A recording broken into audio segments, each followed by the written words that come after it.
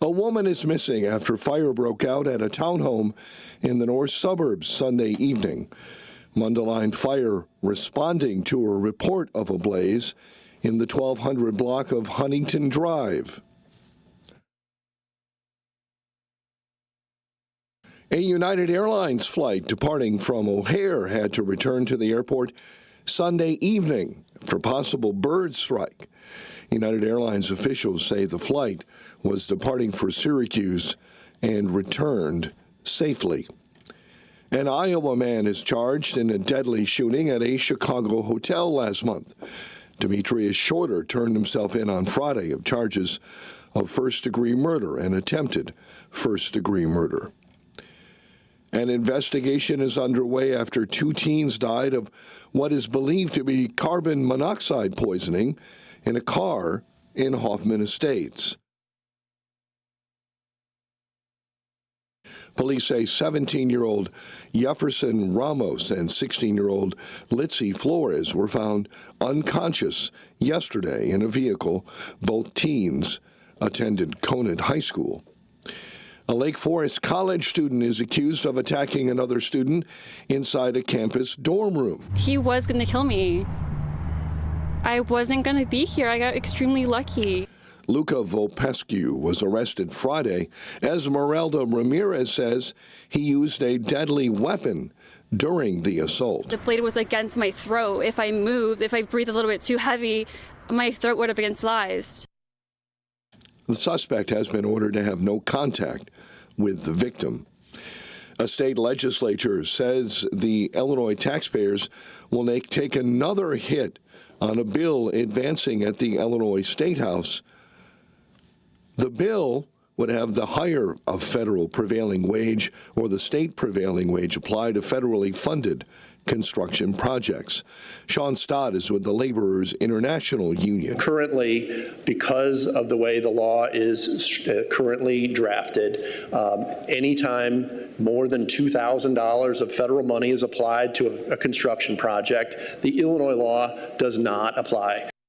State Representative Tom Weber voted against the bill's advancement. When we're talking like, let's say, wage for a carpenter, electrician, maybe Illinois prevailing wage is 93 and Davis-Bacon might be 90 with total benefits. I mean, it seems like another way to just nickel and dime a little more out of the taxpayers. One person is dead after a shooting Sunday afternoon in Lakemoor. Lakemoor police saying just before 1:30, officers were sent to the 100 block of Rand Road to investigate shots fired.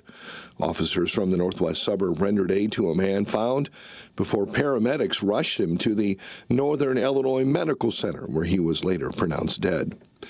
Taxpayers can now expect to pay more than twice the stated amount for Chicago Mayor Brandon Johnson's recently approved bond issue. After much discussion about projects last week, WirePoint's president Ted Dabrowski says the bond issue is complicated by a political mess. Everybody's lost faith in Brandon Johnson, and the second part is that Chicago has some of the worst finances, if not the worst finances for a city country, worse than Detroit's. Dabrowski says it's a problem that none of the debt is repaid until about 25 years from now. Really, we're just paying interest, and so this is like having a credit card where you don't pay any of the debt. You just let the interest just keep compounding and compounding and compounding. Dabrowski said the $830 million bond issue will cost taxpayers nearly $2 billion. In Chicago, I'm Chip Talamonte. Chicago sports. Bulls lost to the Pacers 127-112. Blackhawks a weekend loss to Anaheim. Fighting Illini pull off a huge quad one win, an upset victory over number 13 Michigan 93-73. Northwestern on a 3-game winning streak after a victory over Iowa last Friday. Now the Wildcats host UCLA tonight. Cubs 7-3 spring training loss to the Reds, while the White Sox gave up 4 in the bottom of the 7th in a 6-3 loss to the Dodgers. The news is a service of almostfreeteeth.com. And a check of traffic and weather on the way next on AM 560. The first weeks of the new Trump administration have been full speed ahead, making America great again. It's going to only get better. And on Tuesday, March 4th, President Trump will take a victory lap when he addresses Congress and the nation. And AM 560 is throwing a watch party. They tell me it's very exciting. Join us for dinner and President Trump's speech on March 4th in Rolling Meadows. Get your tickets at 560theanswer.com/watch. That's 560theanswer.com/watch. Sponsored in part by Opum Tax Advocates and attorney Stephen Leahy. You never want to miss one of life's most important moments. A graduation, a birthday, a first communion, a wedding. When these moments happen, you want to make sure to capture them so that you and your loved ones can remember them for years to come.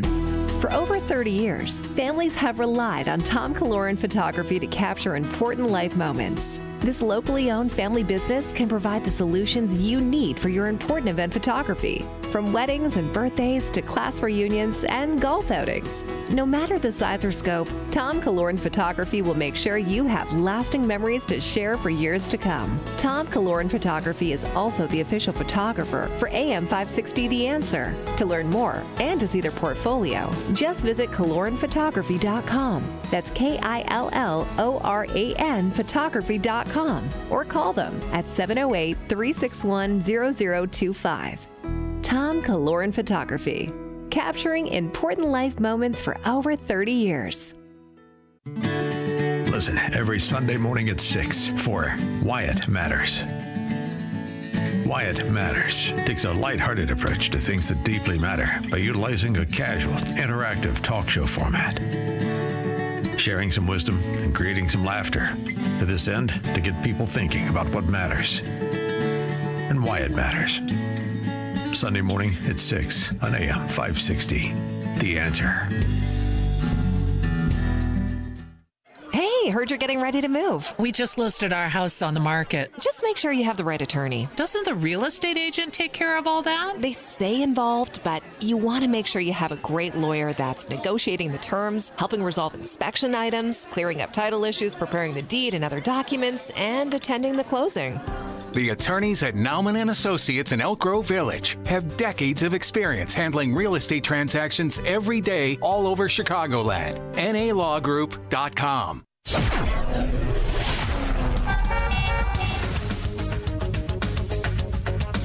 It's 5:10. Let's get an update on the roads. Team Hochberg Traffic Center time is the service of Rapid Radios. Kennedy Express lanes outbound heading out from Ontario to Ohio shut down this morning. Villa Park road work. Construction on Madison between Addison and Michigan Avenue starts today, causing some delays. And an accident in Stinkney, Austin, and 39th. Chicago's Morning Answer with Dan and Amy continues next. Now your official Chicagoland weather forecast with Steve Williams. Today, times of clouds and sun. A high today at 48. Clouds, a brief shower too late tonight, low 40. Periods of rain, thunderstorm, breezy day tomorrow, the high 52. Rain Wednesday morning, then breezy. Couple of showers of rain or snow by the afternoon, the high at 49. I'm Steve Williams on AM 560, The Answer. 33 in Chicago. Your next news update is 5:30. Chicago's Morning Answer starts next on AM 560. The Answer. I should have done it sooner. Hi, Amy Jacobson here, and that's what a number of people say to me when they come up and talk to me about QC Kinetics. Why did I wait so long? So let me ask you a question to see if whether or not you're a good candidate for QC Kinetics. Do you have trouble sleeping, walking, day-to-day movement? Do you want to avoid surgery and all the pain, the long recovery, and the uncertainty that comes with it? Do you miss doing things like golfing, jogging, playing pickleball? Well, if you answered yes to any of these questions, I bet you're a great candidate. So please don't wait. Contact our good friends at QC Kinetics right now and ask for your free consultation. Learn how the latest advances in regenerative medicine can help you and give you lasting pain relief with no drugs, no surgery, no downtime. Saturday appointments available. Call 312-809-5955. That's 312-809-5955. Again, 312-809-5955. If you own or run a business and you listen to AM 560, you might not realize that the conservative programming that you enjoy is supported by advertisers. Our loyal listeners love to do business with the advertisers they hear every day on AM 560. Now, it probably won't surprise you that there are some businesses who avoid advertising with us because they don't like what we do here. And that's okay, because our audience wants to support businesses that support what we do and think like we think. We would love to have you join the list of successful companies who are already reaching new, like-minded customers. Most AM 560 advertisers have been here for years for one simple reason: they get results. Join our efforts to make a difference in the lives of our listeners who are passionate about supporting our great family of AM 560 advertisers. To learn more, just visit 560theanswer.com/advertise. That's 560theanswer.com/advertise. Replacing windows in the winter may seem counterintuitive, but the fact is, it's a great time to really feel the difference of high-performance windows from Valdecas. When it's time to consider new windows, siding, and doors for your home, you need to look no further. Sebastian Gorka here to tell you about Valdecas. Valdecas has been the trusted name chosen by thousands of homeowners, and they should be your number one choice too. But what's really behind the name Valdecas? Over 25 years of a team dedicated to providing you with the best customer service experience and products that truly bring value to your home. They are a Pella Platinum Elite Status certified contractor for a reason. They have an A+ rating with the BBB, as well as high ratings and positive reviews on both Google and Houzz. Schedule your free in-house consultation at valdecas.com. Ask about exclusive manufacturer warranties and the Valdecas 10-year workmanship guarantee. Don't wait. Book today at valdecas.com. For the best in class, it's Valdecas. Jeff Tishlar, author of High Tech versus the Highest Tech, has shared his knowledge of the spectacular things that we see in nature, as opposed to what man has created, and how this should inform one's faith. Jeff served on the mission field all over the world and has created this highly illustrated and concisely written technical book. The easy-to-read format is understood from the youngest reader to the most intelligent and mature readers. Google and Amazon book reviews include, "This is the best little book I have ever read. It is amazing how much information is in this book." And a beautifully written and illustrated book.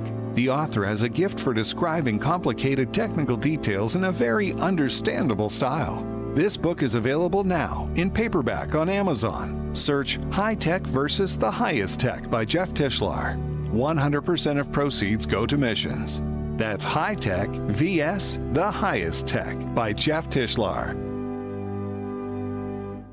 MyPillow is excited to announce that they're having the first ever mega sale on overstock clearance and brand new products. For example, save over 50% on this season's flannel sheets. Queen size only $59.98, kings only $69.98. They sell out fast every year, so order now. Save 30% on their brand new My Crosses. They're designed in the likeness of the one Mike has worn every day for 20 years. They come in men's and women's, and they're made right here in the USA. Get the 2025 six-piece My Towel sets for only $29.98. The initial quantities are extremely low, so get them now before they go. And the best-selling standard MyPillow, just $14.98. To take advantage of the first ever mega sale, go to mypillow.com or call 800-489-0201. That's 800-489-0201 and use promo code LIBERTY. But wait, remember that $75 free shipping rule? Well, that ship has sailed because right now every order ships absolutely free. mypillow.com, promo code LIBERTY.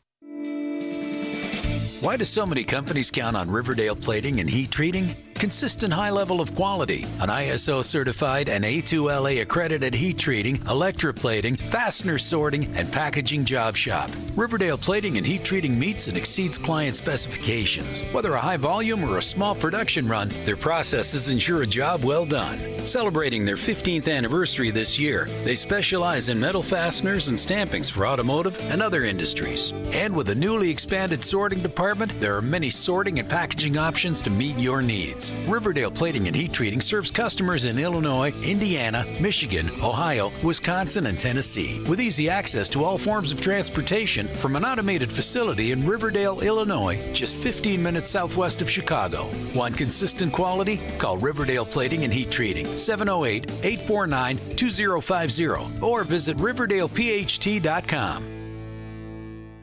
President Trump has made some pretty amazing claims since he's taken his seat as president. He's delivering on what he promised. On Inauguration Day, Trump's very first declaration was, "The golden age of America begins right now. From this day forward, our country will flourish."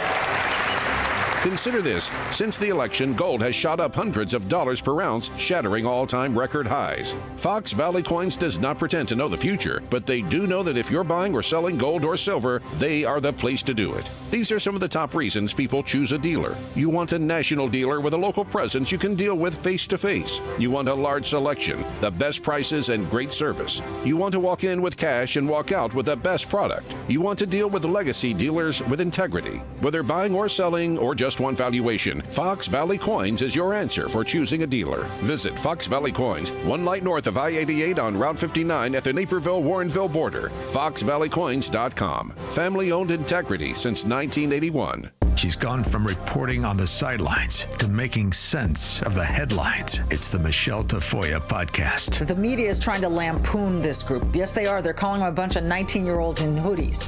People go to war as soon as they're 18. You're okay with that. But a 19-year-old genius trying to help the Treasury save money? Oh, God forbid. Subscribe to the Michelle Tafoya podcast today on Apple, Spotify, YouTube, Rumble, or at SalemPodcastNetwork.com. Portions of the following show may be pre-recorded. Now, from the Signature Bank Studios.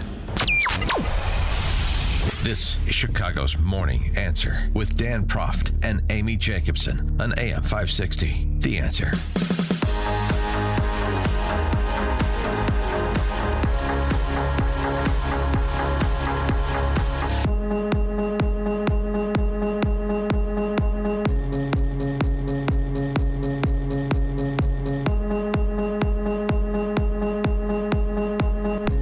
Top of the morning, Dan and Amy. So the contretemps between President Trump, Vice President Vance, and Ukrainian President Zelensky on Friday that dominated the weekend's discussions and scrambled European leaders. I got to tell you, look, it was a lot better than the last time a United States president met with Zelensky. And now I want to hand it over to the president of Ukraine, who has as much courage as he has determination.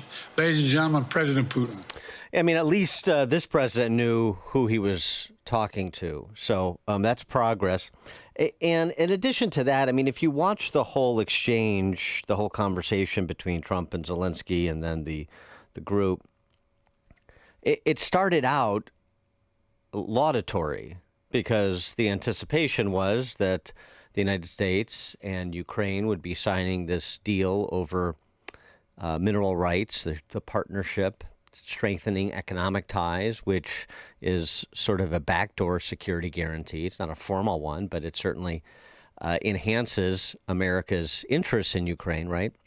And when it became clear that that was going sideways, that's when it became a bit contentious. But at the beginning, Trump was laudatory and sort of restating the point of the gathering, which was to begin the end of hostilities. Very tough fighting, great fighters, and you have to be very proud of them from that standpoint. But now we want to get it over with. It's enough, right? We want to get it over with. So it's an honor to have you here. Thank you very much for coming. We're going to sign the agreement at the conference in the East Room in a little while, right after lunch. And we'll be having lunch together. We're also discussing some other things, and we appreciate everybody being here. It's somewhat of an exciting moment.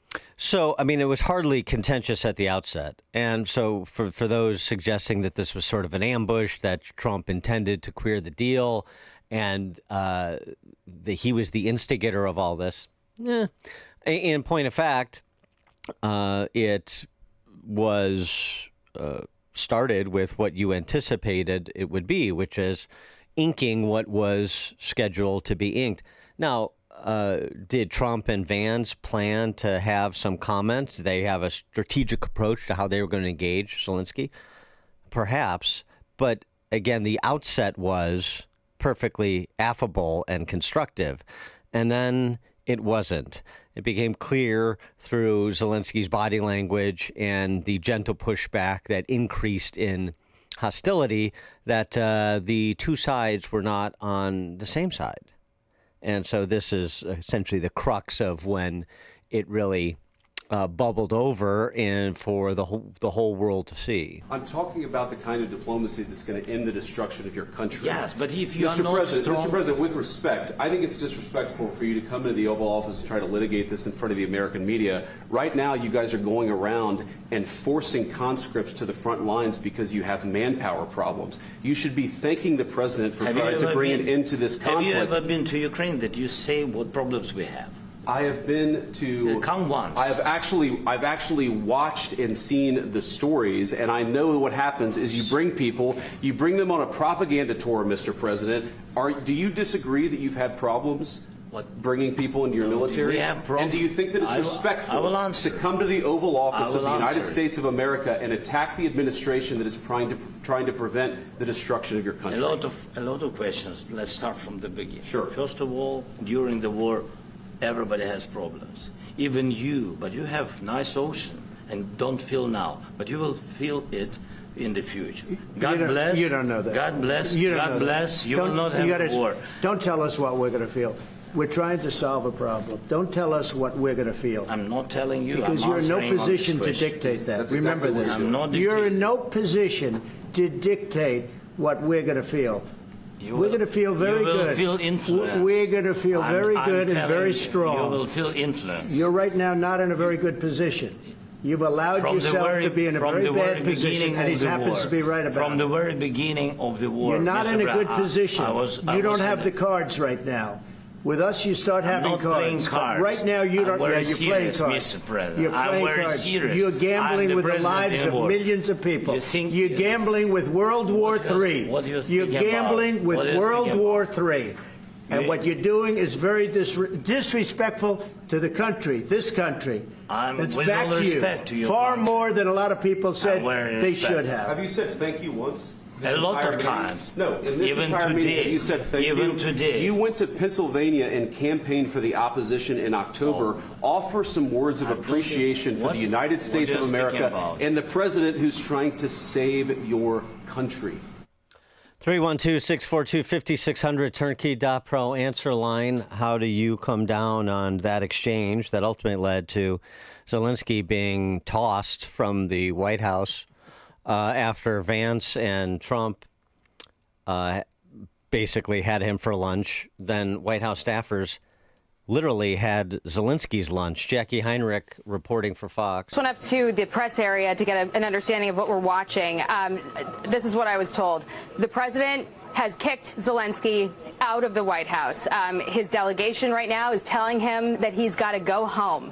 The president felt disrespected. Officials in the room felt that beyond the language barrier that we've heard some discussion about, Zelensky's body language, shrugging and eye-rolling, was ungrateful, disrespectful, and the president feels that Zelensky is not ready for peace, and he can come back when he's ready to talk about peace, but he's not in that position right now, and Zelensky is being told he's got to go. The lunch that they were supposed to have is sitting right outside the hallway, and the press staffers are going to be eating that lunch. A lot about lunch, huh? 312-642-5600, turnkey.pro answer line. You could also text us there. I mean, all Zelensky had to do was dress up, maybe put on a tie, show up, smile, sign some papers, and have lunch, but he couldn't do it. Well, the to play devil's advocate here, the Wall Street Journal editorial page opining, Mr. Zelensky didn't start this Oval Office exchange. Was he supposed to tolerate an extended public denigration of the Ukrainian people who've been fighting a war for survival for 3 years? It is bewildering to see Mr. Trump's allies defending this debacle as some show of American strength. The U.S. interest in Ukraine is shutting down Putin's imperial project of reassembling a lost Soviet empire without U.S. soldiers ever having to fire a shot. That core interest hasn't changed, but berating Ukraine in front of the entire world will make it harder to achieve. Friday's spectacle won't make him any more willing to stop his onslaught, Putin, as he sees the U.S. president and his eager deputy unload on Ukraine's leader. President Trump no doubt resents having to deal with a war he thinks he might have prevented had he won in 2020, but presidents have to deal with the world they inherit. Peace in Ukraine is salvageable, but he and Zelensky will have to work together on an agreement that Ukrainians can live with. Trump does not want to be the president who abandoned Ukraine to Putin with all the bloodshed and damage to U.S. interests that would result. Mr. Vance won't like to run for president in such a world either. That view on the Trump-Vance-Zelensky exchange. I mean, first of all, it was not like the war in that Zelensky didn't start the exchange. The tense part of it, number one. You heard the outset of the meeting. Number two, Zelensky is, I mean, if he's trying to pull a Sun Tzu, pretend you're strong when you're weak, nobody's buying it. And for him to sort of interrupt Trump and get into a tit for tat about the cards metaphor is immature on behalf of Zelensky. Everybody knows what everybody is talking about. You let the President of the United States, your singularly most important benefactor, have the floor when he wants the floor. You listen patiently, and then you respond substantively. But he allowed, Zelensky that is, that exchange, frustrations, understandably, on this side of the Atlantic. He allowed that exchange to devolve into a pettiness, into a place of unproductivity. I don't think this was initiated at all by Trump and Vance. And again, there was a belief that there was a deal in place that was negotiated in good faith. And Zelensky, as Trump said, didn't seem like he came interested in advancing the peace. And real quick, I didn't like that he called him JD. He's the vice president. I mean, something. I don't know. It got casual quick. Dave on 294. Good morning. I have a question and a comparison. The question, anytime you're in need of something, don't you go and humble? And my comparison, we've had King Jordan, we've had Britain, we've had Macron, we've had the Japanese leader, we've had Netanyahu. They all acted cordial, respectful, thankful, grateful. And this is an easy way to compare. Thanks for the call, Dave. Greg in Schaumburg. Hi, Dan and Amy. Okay, this is the ultimate multiple dependent cause situation. And if I had to go to a solution of it, is it was very poor planning to bring Zelensky into that environment knowing what his real feelings were. And the question becomes, from a devil's advocate standpoint, were his feelings valid? Hey, if Russia were not to have broken the ceasefire 20-some-odd times and were not to have invaded the country, we wouldn't have a problem. So that becomes then the viability of what has been proposed, this deal where we're going to go in there and share 50% of their minerals with, I gather, some kind of force that's going to be there representing America. So what happens or what is the nature of America's first standpoint if Putin comes in and bombs our people? At what point do we as a country make the traditional stand that we've had for life, liberty, and a moral position in the world? Now, I'm not absolving Zelensky. I'm just saying that there's a lot of valid points that he brought up, and the White House should have never, ever arranged this until they had all of these things in line. Thanks. Thanks for the call, Greg. Well, number one, Zelensky came to that meeting knowing that the expectation was he was going to sign this deal. Number two, you're not going to have all the ducks in a row with respect to Putin because this is all part of an effort to get Putin to the table, isn't it? So that's an impossibility. That's very Pollyannish. It's the sort of thing you hear from senators on the floor about how they're going to do this and Putin's going to do that. Yeah, okay, well, let's see you get from A to B.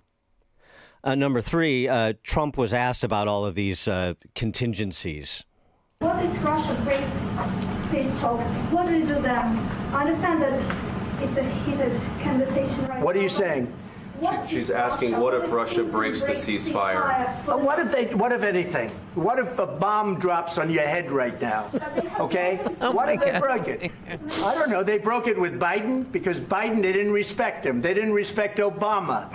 They respect me. What if? Right. There's a lot of what ifs that nobody can answer definitively. So here's an approach. If you don't like this approach, then present an alternative one. And we'll get to Europe's alternative one at 5:38. But now let's head straight into that newsroom. Here is Mike Scott.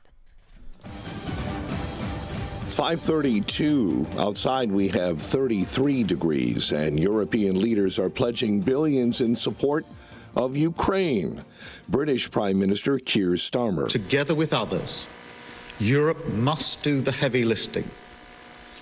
But to support peace in our continent and to succeed, this effort must have strong U.S. backing. He also highlighted a new deal to allow Ukraine to buy missiles made in Northern Ireland. House Speaker Mike Johnson says Ukrainian President Zelensky may have to leave office. Well, something has to change. Either he needs to come to his senses and come back to the table in gratitude, or someone else needs to lead the country to do that. This comes after Trump and Zelensky had a heated exchange on Friday. Honora, the big winner at the 97th Academy Awards. The film was nominated in 6 categories and won in 5.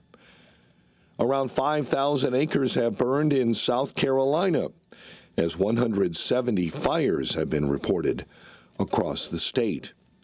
Opening statements are set today in the trial of Highland Park Parade shooter Robert Crimo III, and 2 were killed in a fiery crash after a Tesla struck a home in Woodridge late last night around 9 p.m. Bulls lost to the Pacers 127-112. College hoops fighting Illini, the upset win over number 13 Michigan 93-73.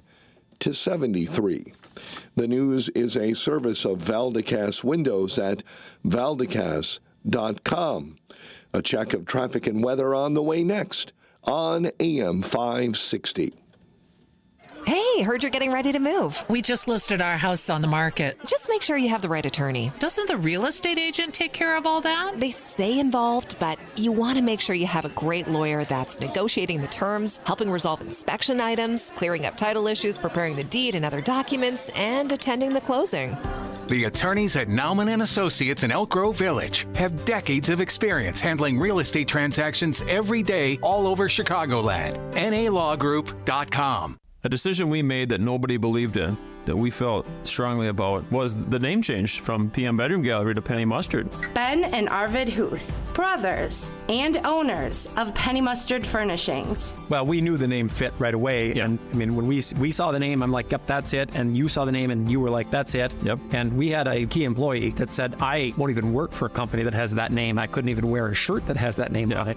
But I remember after we announced that, the Journal Sentinel in Milwaukee had ran an article, and then there was a bunch of comments online afterwards. And I remember counting, there was 145 comments. 143 were negative, and some extremely negative. Yes. Brutal. Hate mail. It was bad. It was bad. People hated it. And the other 2 that weren't negative were like, oh, this is genius. It's got all you guys talking about it. The other one might have been our mom. See more at pennymustard.com. So I guess the moral of the story is, if you know something's right and everybody else says it's not the thing to do, go with your gut. Go with your gut. Yep. You never want to miss one of life's most important moments. A graduation, a birthday, a first communion, a wedding. When these moments happen, you want to make sure to capture them so that you and your loved ones can remember them for years to come.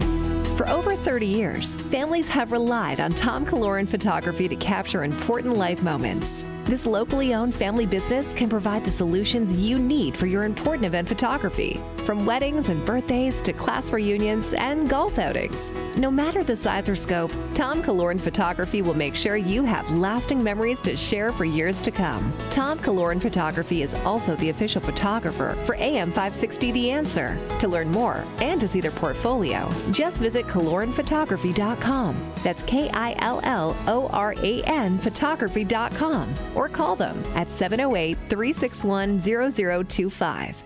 Tom Kaloran Photography, capturing important life moments for over 30 years.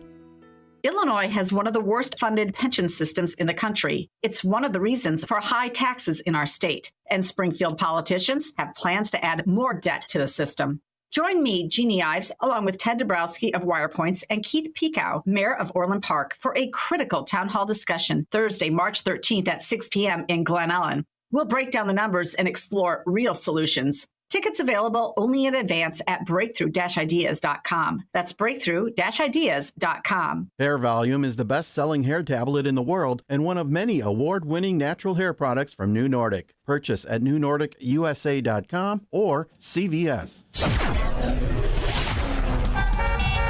5:37. Let's get an update on the roads. Team Hotbird Traffic Center time. Warrenville, an accident, Butterfield and Batavia Road. Bedford Park, Cicero and 72nd. Report of an accident. Stinkney, clearing an accident. Austin Boulevard and 39th. Chicago's Morning Answer with Dan and Amy continues next. Clouds and sun in your forecast with a high of 48. A shower overnight, a low of 40. 33 right now. Your next news at 6. Chicago's Morning Answer continues next on AM 560. The Answer. Now, from the Signature Bank Studios.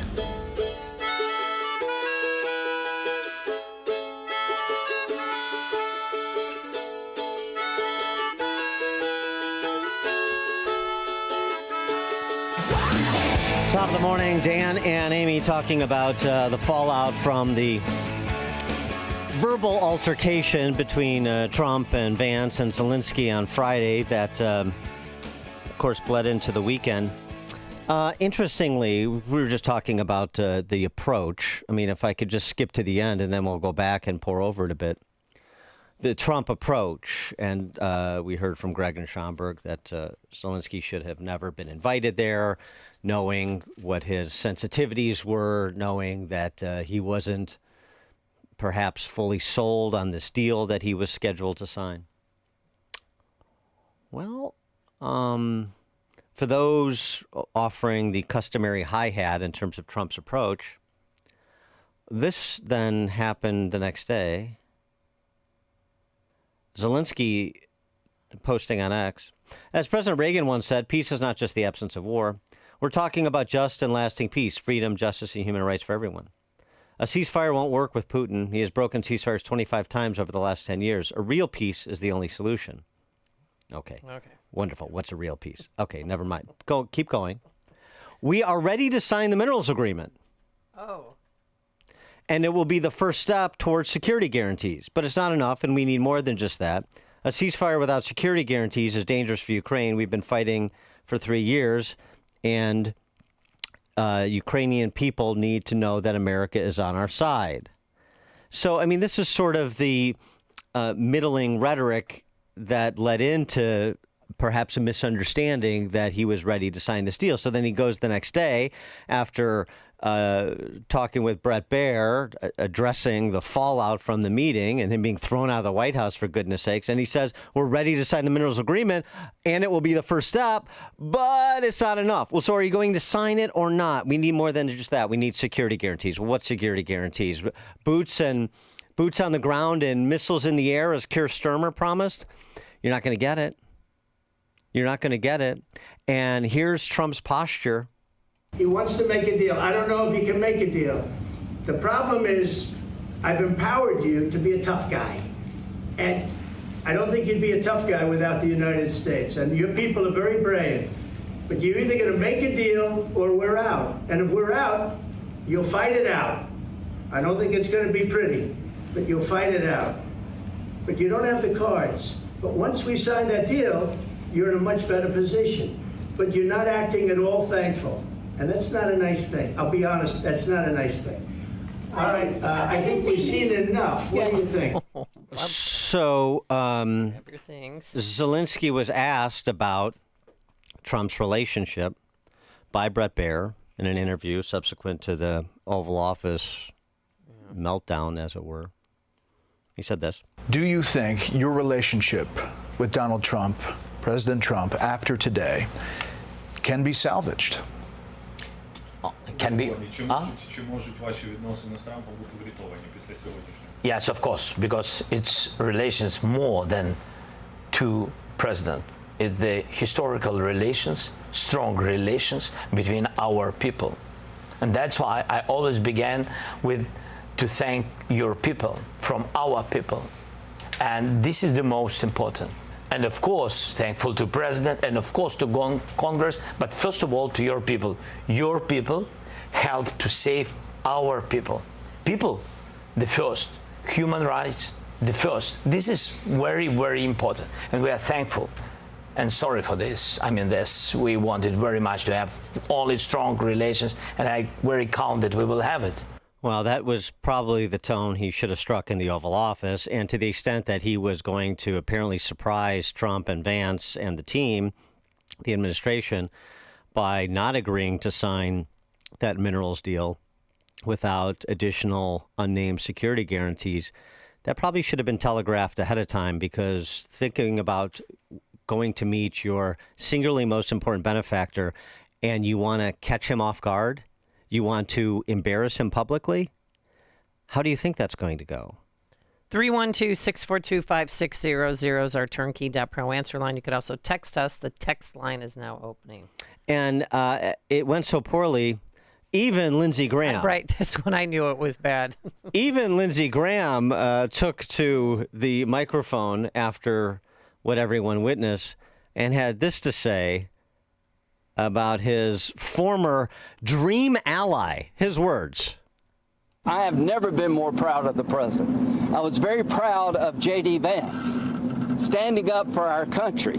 We want to be helpful. What I saw in the Oval Office was disrespectful, and I don't know if we can ever do business with Zelensky again. He either needs to resign and send somebody over that we can do business with, or he needs to change.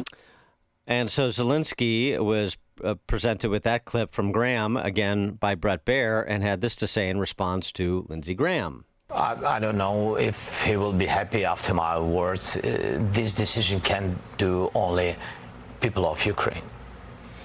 You're not going to step down to do a peace deal. No, I was always ready. I'm not sure that is a good idea for this such proposals. But anyway, I always said if United States will support NATO, so I think that it's enough for Ukraine. So I think I did all I had to do. And if somebody is not happy with me, okay. But between us, yes, Americans vote for American president. Each European country vote for their president, and only Ukrainian. With all respect to Lindsey, if I can say Lindsey, we know each other, yes, and only Ukrainians. Democrats vote have had for their president. I don't. How do you know Lindsey? Right. Well, Lindsey Graham's been there a lot. Right. But so two things. One is if America will support NATO, that seems to be one of the security guarantees he's telegraphing. I'm trying to understand his point there, but that's what he said. First of all, America does support NATO. Secondly, you're really in no position to dictate to America what our position is going to be vis-a-vis NATO. You're really not. And he's not stepping down. I mean, you heard him. He's defiant. He's proving that he values power over peace. Well, you pick your president and the Ukrainian people pick their president. Yes, I understand. But you understand that if you choose to go it alone, which is the choice you're on the cusp of making, your people aren't going to be picking any president. Because you're not going to have a country. For a long time in probably the not too distant future. Well, Zelensky's term was up last year, too. And they didn't have an election, obviously, because it's wartime. Trump reiterated the day after what it will take to restore the relationship and move the peace process forward, if you will. How long do you think it will take for Zelensky to want peace and be invited back to the White House? Well, he says he wants it now. He wants to come back right now, but I can't do that. Are you going to end? What does Zelensky need to do to restart talks with you? He's got to say, I want to make peace. He doesn't have to stand there and say about Putin this, Putin that, all negative things. He's got to say, I want to make peace. I don't want to fight a war any longer. His people are dying. He doesn't have the cards, just so you understand it, okay? I can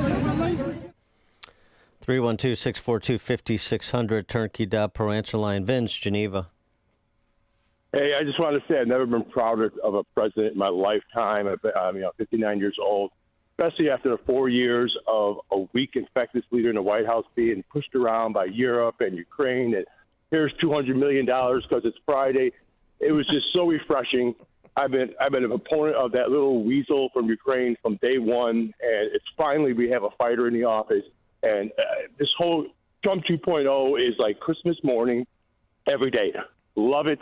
Love it, love it. America first. And it was just great. It was great to see that finally after the 4 years of just embarrassment we had to put up with. Thanks for the call, Vince. Ed, Northside. Yeah, I give you my opinion on what Trump's message is, and it's to all of Europe.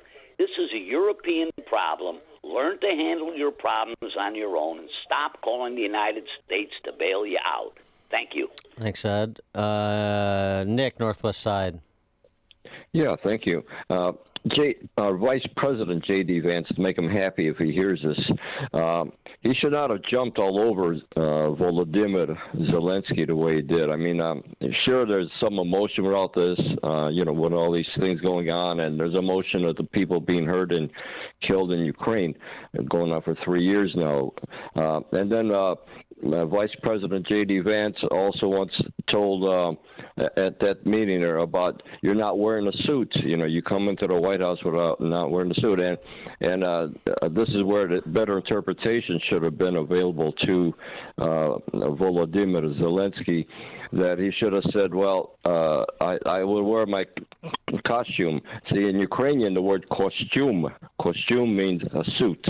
And when Vance heard costume, he probably had images of Zelensky back at his old job wearing a red rubber nose. And no pants. Prancing around. Right. Yeah. Yeah. So they all should have tried to, Trump and Vice President J.D. Vance, I don't want him to get mad, they both should have toned it down a little with the loudness. And that's it. Thank you so much. Thanks, Nick. Well, two things. I mean, one is that question about him wearing a suit wasn't from Vance. It was from a Real America's Voice reporter named Brian Glenn. Number two, because the reporters are wearing suits. Number two, the idea that Vance shouldn't have interceded. Do you think that he didn't have the okay by Trump to do that? Do you think that Trump didn't greenlight him to speak his piece and maybe lead in on Zelensky, press Zelensky a little bit, make sure we know who we've got here, make sure that he's on board, so that Trump could be sort of the elder statesman when the back and forth sniping started? He could say, hey, all right, listen, now the principal is here. Everybody take your seats and calm down. And that's essentially the posture Trump took during most of the meeting, except when Zelensky started sniping at Trump. I'm in the middle. I want to solve this thing. I'm for both. I want to get it solved. And it's wonderful to speak badly about somebody else, but I want to get it solved. If we can solve it, great. If we can't solve it, they're going to have to fight it out, and who knows what's going to happen. But I want to see it get solved. I mean, that's really the position that Trump has taken, the pragmatic problem solver. He is just trying to get this done, trying to get a cessation to hostilities. Yes, the terms of the deal matter. Yes, the prospect that the terms of the deal could be enforced or at least present enough of a disincentive for Putin's revanchism as possible. I mean, all of those details are relevant, but the market position Trump is taking, stating what he is trying to achieve, and again, you don't like it? Well, then somebody else step in and do what they think they can do to further advance an end to the death and destruction. Because nobody is suggesting they're better positioned than the United States to do that, are they? Not even Keir Starmer with his big $2 billion worth of loan guarantees for missile defense and promise for boots on the ground. $2 billion? Some boots on the ground from the UK? That will stop nothing, and he knows it, which is why in his remarks, as ballyhooed as they were, Starmer then at the end of all of this, chest beating about Europe is stepping in and we've come up with our own peace plan. Number one, it's being proposed to America. Number two, he explicitly says, with America's backing. So, let's not get ahead of ourselves like, oh, the world is just going to pass America by and we're going to watch Ukraine fall and so on and so forth. There is a little bit of a back and forth, rhetorical back and forth between heads of state that sometimes happens in private, this time unusually happened in public, that everybody forgets what the larger purpose here is. No, that's not happening. Matt, Mount Greenwood. Good morning, Dan and Amy. I may have missed Dan, but, Zelensky met with the Democrats prior to meeting with President Trump and J.D. Vance. That's one thing. And then, I believe that Zelensky is nothing but a power-hungry, the old saying, power corrupts, absolute power corrupts absolutely. He is I believe he's a power-hungry, former Chippendales dancer lookalike, and he can't let go of it. He's also a bag man for the people who are promoting this war. There's way too much money being made by a lot of people. Have a good day. Thanks for the call. I don't know that he's in good enough shape to be a Chippendales dancer. I think that's a little over the top. Well, have you seen the latest video of him dancing with coconuts? And he's moving the coconut parts on naughty parts of his body. That's like a bit from a decade ago. I know, but I'm just saying it's just all these skits are coming up again, and it's weird. Jim in Warrenville. Jim. Hello? Yep, go ahead. Good morning. The more I see that, the more I realize that there was a complete setup. He came in, he knew that he wasn't going to get NATO, and that's the one thing he was pushing for. He came in there to embarrass the president. When he went to Davos and he spoke to the oligarchs that are going to run the world for us, he wore a suit. So the whole thing was a charade, and the guy's a little weasel. Thank you. All right, Jim. I won't get too hung up on the suit versus the that Star Trek outfit he was wearing. Yeah, the uniform sort of. We entertain all sorts of heads of state, and they've got some of them have their generalissimo gear on. Just. Don't worry about sort of, and I don't think Trump and Vance really worry that much about respect. I think Zelensky's comments on Bret Baier's show about thanking the American people, that's the appropriate tone for Zelensky to take, and that was why he was initially received very well from Trump and Vance, as I mentioned again, because that was anticipated. That's how clearly the Trump and his people thought it was going to go, and then it didn't go that way. But again, it's a setup. It's a setup to what end? First of all, Trump and Vance did not ambush Zelensky, so that sort of nugget that you're hearing repeated by the left is untrue. And I don't think Zelensky or his people are that confused as to try to set up your singular major benefactor for embarrassment. To what ends? Does Zelensky think that he antagonizes the president, he beats his chest, he stands up to the most powerful man in the world, and the people at home cheer? Okay, well, now you're antagonizing your principal benefactor. Oh, and then all his friends on the left, both in America and Europe and their respective press corps, they cheer. Well, that just further antagonizes Trump and this administration. So how does that help? I think maybe Zelensky is believing some of his own press, one too many Vogue profiles. But somebody needs to explain to him things he may not understand, since he was trying to give us a bit of a history lesson, things we don't understand. One of the things he doesn't understand is just because the left declares you the George Washington of Eastern Europe doesn't make it so in the minds of the American people, and particularly the American people, the electorate that put Trump into the Oval Office for the second time. That's something you might want to understand. The other thing you might want to understand about your region, as I tweeted over the weekend or posted on X over the weekend, is there was another brutal Russian autocrat who was immune to Western moralizing. His name was Stalin. And when Pope Pius VII criticized Stalin, Stalin's response was, how many divisions does the Pope have? To which the Pope Pius VII responded, Stalin will meet my divisions in heaven, which was all well and good, but in the interim, the pogroms under Stalin continued.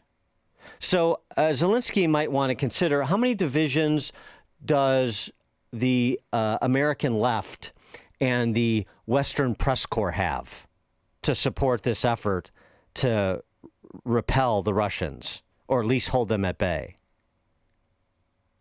A very bizarre approach. I mean, he has a very strange way, I'm talking about Zelensky, of asking for help. Dirk in Stager.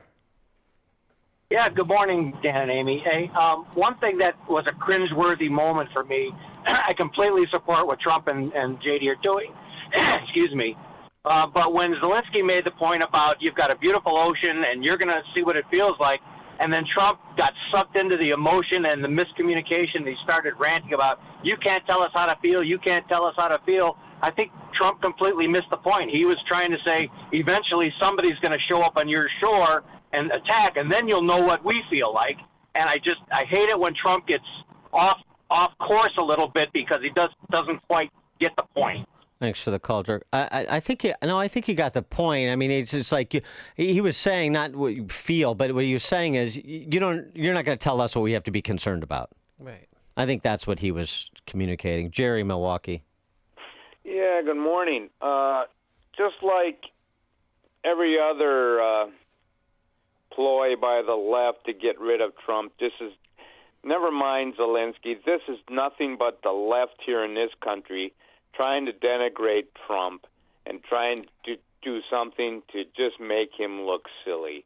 And it's sickening to hear this time after time. They grab at anything they can to bring this man down. Thanks, Jerry. Ed in Chicago Heights, quickly, please. Yes, the trump card that Zelensky has is that Putin will take over the world. But Kazakhstan is a world-class oil producer, produces the largest amount of uranium in the world, has never taken over nothing. But there's no biolabs put on the border of Kazakh because they're not corrupt. But they did put many on the border of Russia. So this is a PR scam that he'll take over the world when Kazakhstan's right there and very well. There's nothing but fields in Ukraine. Thanks for the call, Ed. Coming up on Chicago's Morning Answer. At 6:06, we'll turn our attention locally as well as nationally. The phony assertion that Doge is cutting Medicaid, 6:06. It's now 6 a.m., WIND, Chicago. We're at a crossroads in history. I'm Dave Anthony, Fox News. That's what Britain's Prime Minister says as Keir Starmer and other European leaders work out an outline for a plan to help Ukraine end the war with Russia. The UK is prepared to back this with boots on the ground and planes in the air, together with others. Europe must do the heavy lifting. Ukraine's president was there at those talks in London after Friday's meeting with President Trump fell apart at the White House as the two presidents argued, and a U.S.-Ukraine minerals deal as part of war-ending talks was never signed. President Volodymyr Zelensky says he does think his relationship with the U.S. can be repaired, and he remains ready to sign the minerals deal. He's still adamant, though, about having security guarantees, saying any ceasefire without those is dangerous for Ukraine. Zelensky adds, we've been fighting for 3 years, and Ukrainian people need to know that America is on our side. But several Trump administration officials say a reset is necessary before talks can resume again. Fox's Madeline Rivera. Israel and Hamas are at odds again as Prime Minister Benjamin Netanyahu blocks the entry of food and humanitarian supplies for Palestinians in Gaza. It uses these supplies to finance its terror machine, which is aimed directly at Israel and our civilians. And this we cannot accept. Hamas is calling it a war crime as the U.S. pushes a plan to extend the just-ended first phase of the Gaza ceasefire, trying to get more hostages released. They handed out the Oscars last night on ABC, and this movie was the big winner. Honora. Sean Baker! Honora won 5 Academy Awards, including Best Picture. Baker won for Best Director. And Best Actress for Mikey Madison. The Brutalist won 3 awards, including Best Actor for Adrian Brody. Wicked won 2 awards. Emilia Perez also picked up 2 awards, including Best Supporting Actress for Zoe Saldana. And Kieran Culkin won his first Oscar for Best Supporting Actor in A Real Pain. That's Fox's Michelle Polino. America's listening to Fox News. 83 degrees in Chicago. We have cloudy skies at the moment, and opening statements are set today in the trial of the Highland Park parade shooter Robert Crimo III. Crimo faces 69 counts of murder. 2 are killed in a fiery crash after a Tesla struck a home in Woodridge Sunday night. A woman missing after fire broke out at a townhome in the north suburbs on Sunday evening. Mundeline Fire Department responding to report of a blaze in the 1200 block of Huntington Drive around 5:30. An Iowa man is charged in a deadly shooting at a Chicago hotel last month. Demetrius Shorter turned himself in on Friday on charges of first-degree murder. And an investigation continues after 2 teens died of what is believed to be carbon monoxide poisoning in a car in suburban Hoffman Estates. Bulls had a rough second half in a loss to Indiana, 127-112.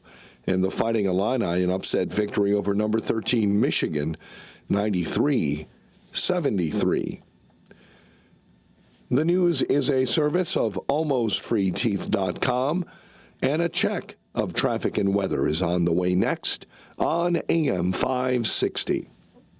If you're looking to purchase a new home or refinance your existing home, you need to call Team Hochberg, your trusted local lender. Zeke, self-employed, called to refinance his $1 million home after being rejected by 3 lenders. Zeke contacted me after hearing me explain how I helped another self-employed listener who was also rejected due to lack of income. I helped Zeke secure an $800,000 cash-out refinance using the 12-month average of Zeke's business bank statements. Let's review. Zeke called to refinance his home after being rejected by 3 lenders, and we help Zeke refinance using the deposits into his business bank statements. If you're self-employed and want to work with mortgage professionals who understand self-employed borrowers, call Team Hochberg at 855-563-2843 or visit 560david.com. Team Hochberg's helped thousands of self-employed listeners, but we can't help if you don't call 855-563-2843 and that website you love, 560david.com. Lower.com, equal housing lender, NMLS 1124061.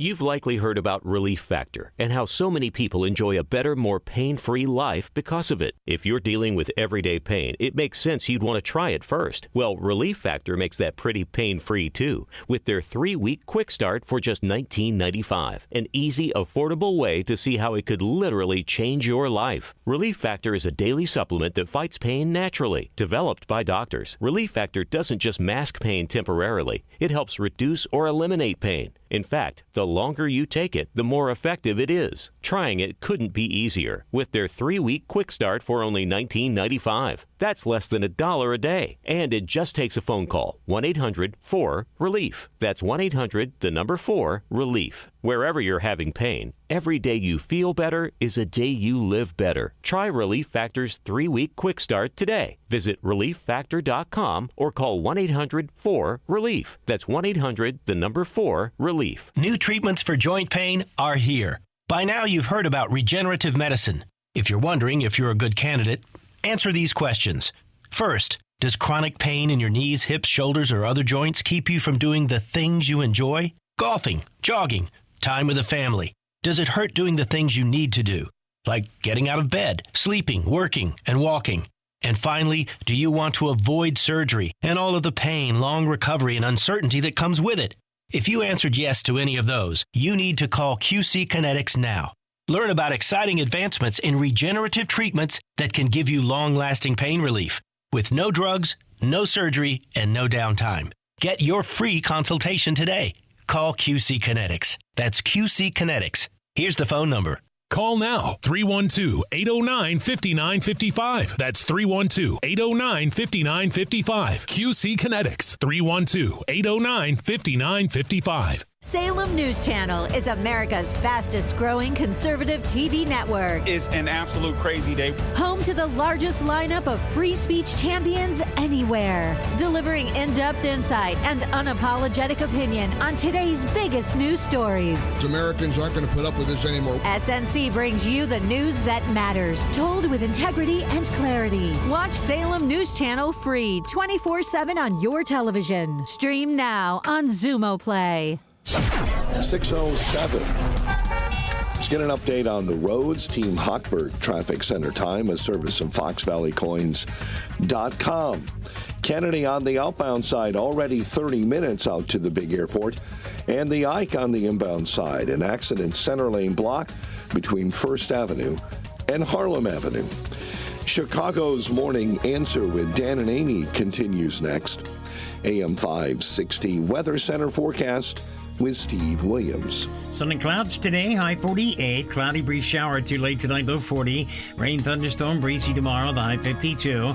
Rain on Wednesday morning, breezy with a couple of showers of rain or snow by afternoon, high at 49. I'm Steve Williams on AM 560, The Answer. Right now, 33. Your next news update, 6:30. Chicago's Morning Answer continues next on AM 560, The Answer. Now, from the Signature Bank Studios, this is Chicago's Morning Answer with Dan Proft and Amy Jacobson on AM 560, The Answer.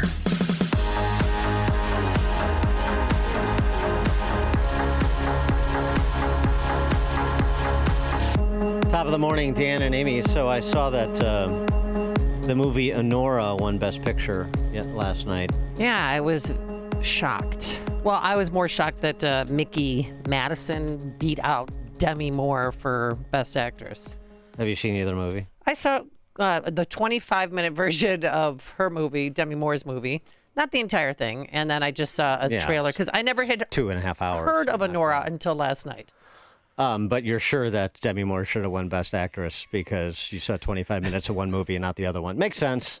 Probably about as much as the members of the Academy. Yeah. You know, I just, it was interesting, Honora. I was just thinking, gosh, I wonder what draws Hollywood to a story about a prostitute with a heart of gold who marries wealthy but thinks she did it all for love.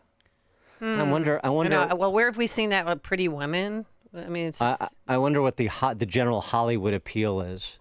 Could it be because that represents about 95% of the women in Hollywood? Please see Harvey Weinstein. Yeah.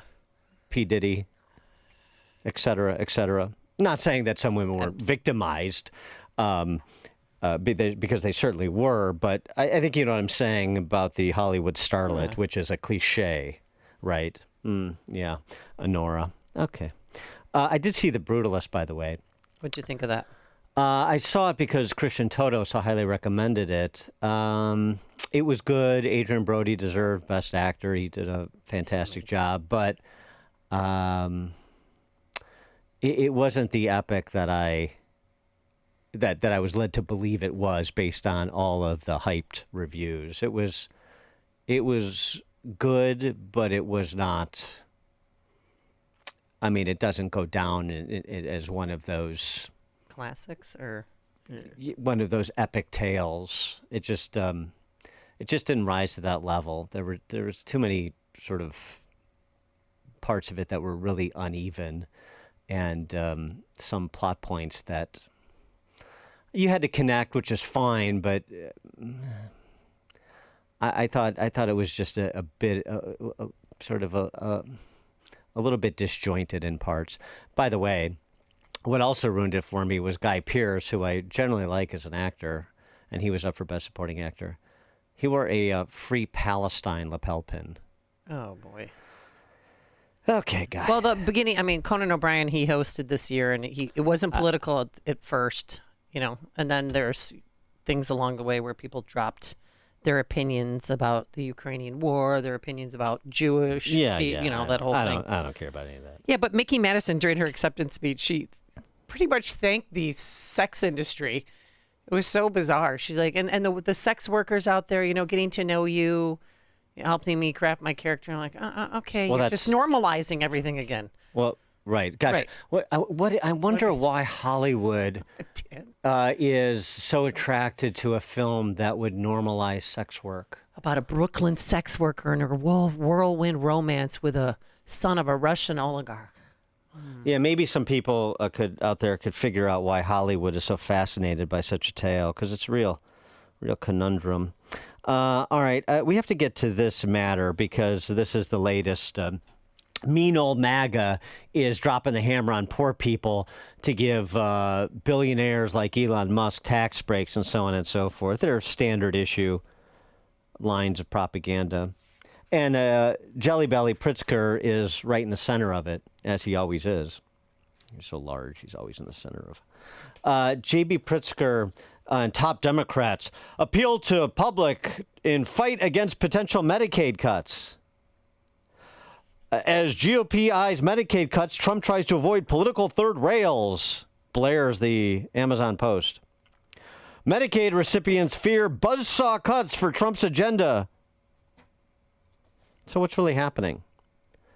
This is important. I know these are sort of blue eye shades, green eye shades issue, I should say. How Medicaid works and Medicare and the money we're spending. It's not sexy.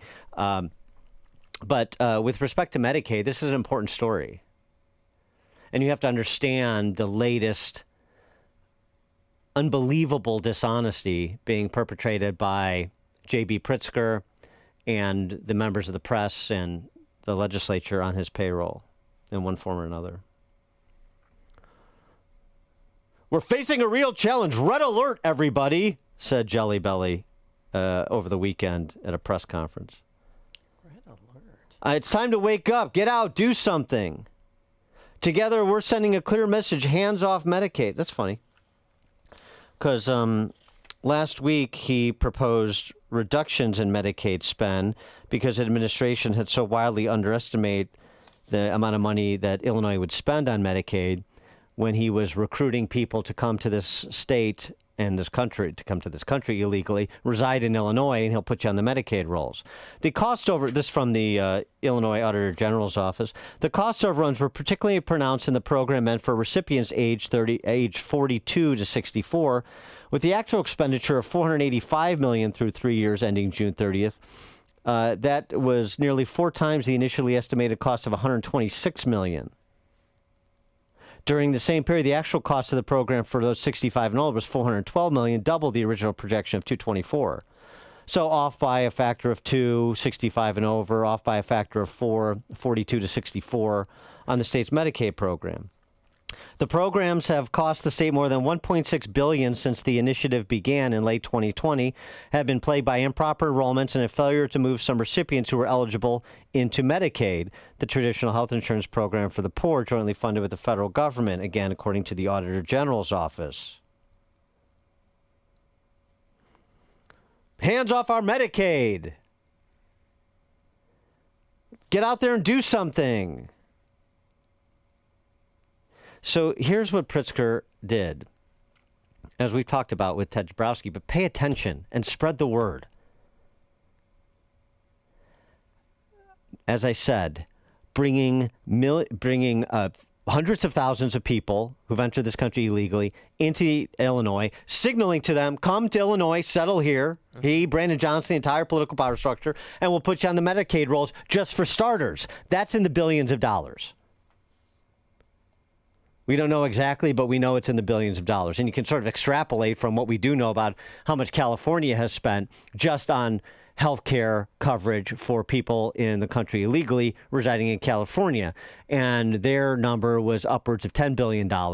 We're about a third of the size population of California, so you can extrapolate a little bit. Same policy, same results. So it's MAGA cutting Medicaid to the needy? No. No.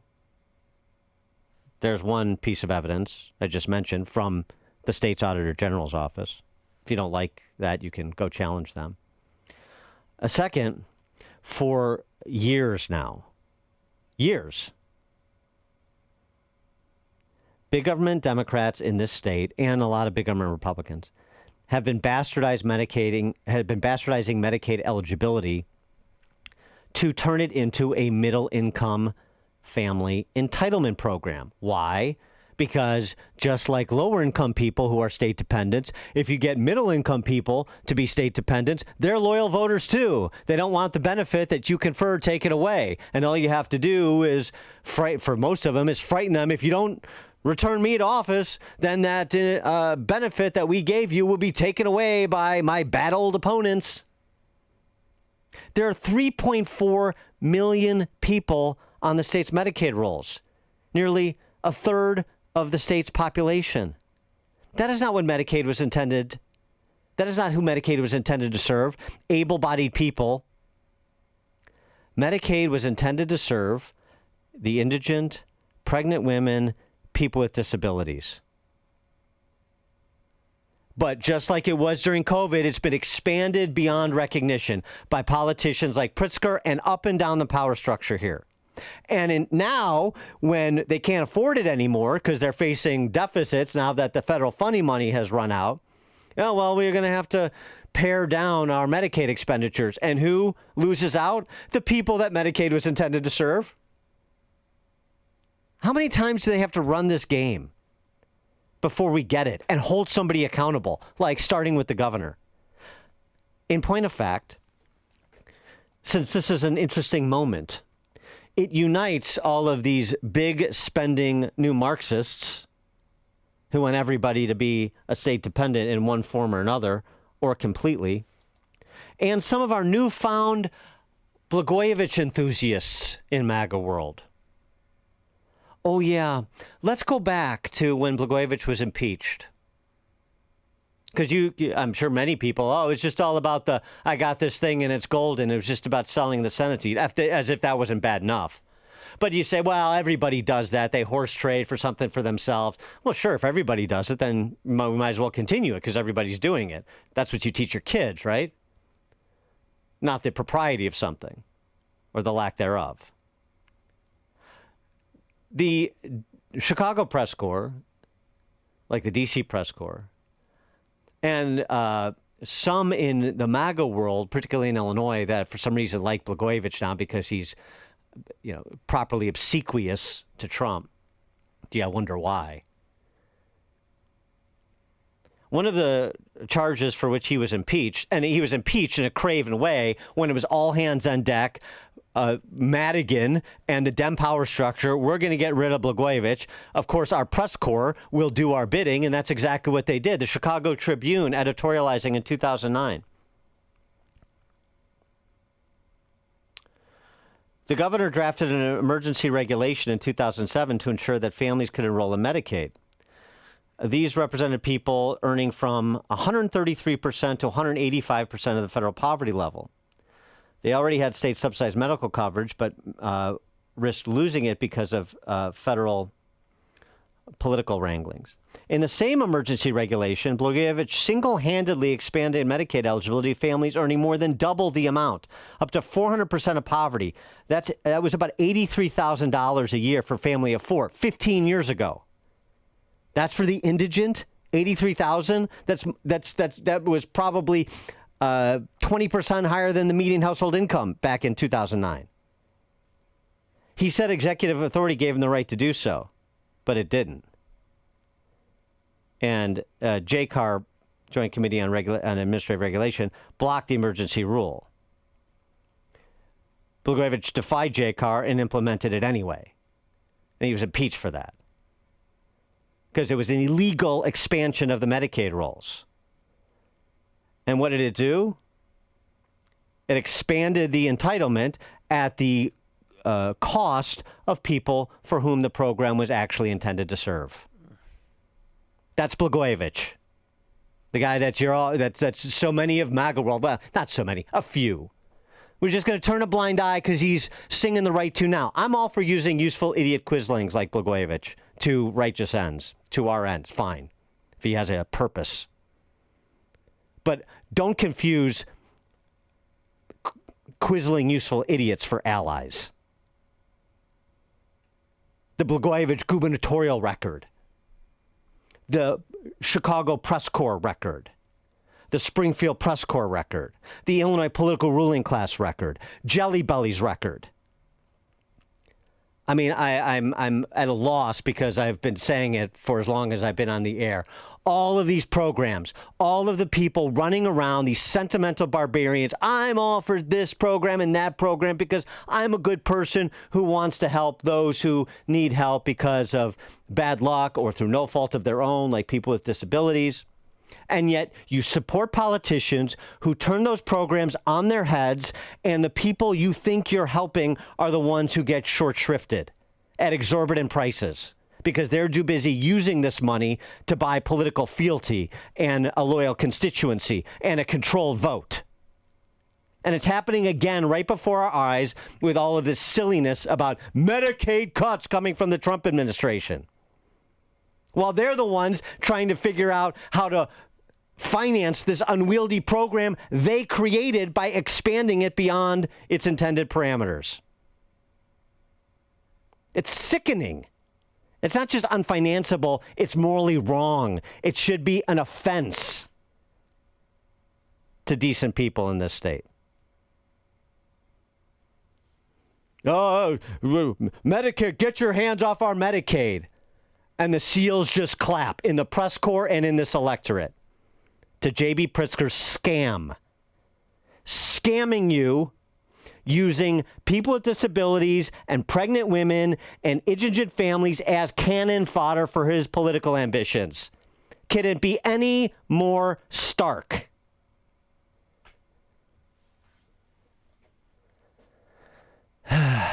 Tony, Downers Grove. So here's what I always grapple with. The Affordable Care Act, you are almost paying zero if you make $15,000 or $20,000. There's a level. There's a level of income. That was another occasion for Medicaid expansion because you remember Scott Walker did not expand his state Medicaid program under Obamacare because he knew that was beyond the intent of the program. But here in Illinois, Republicans, Democrats, let's expand Medicaid. Sure, why not? Because the federal government's going to pick it up. That is a financial mirage because at the end of the day, and this is what House Republicans essentially said with the budget they passed, they're not cutting it. They're saying if you want to bastardize your Medicaid program, go ahead. You pay for it. We're not. We're gonna hold up paying our percentage for what the program was intended to provide. And on the state side, if you want to make it a middle income family entitlement, if you want to put hundreds of thousands of people in this country illegally on the Medicaid rolls, then you and your taxpayers pay for it. You're going to have to sell your people on it. But I guess my point is, why the need for both in so many situations? And in addition to that, when you have disabilities, you get income from the disabilities. You could disability pay. Now, that doesn't pay for your hospitalization, but you can apply for Social Security SSI, disability income. Yeah. And in the gap period, if you needed Medicaid, okay, fine.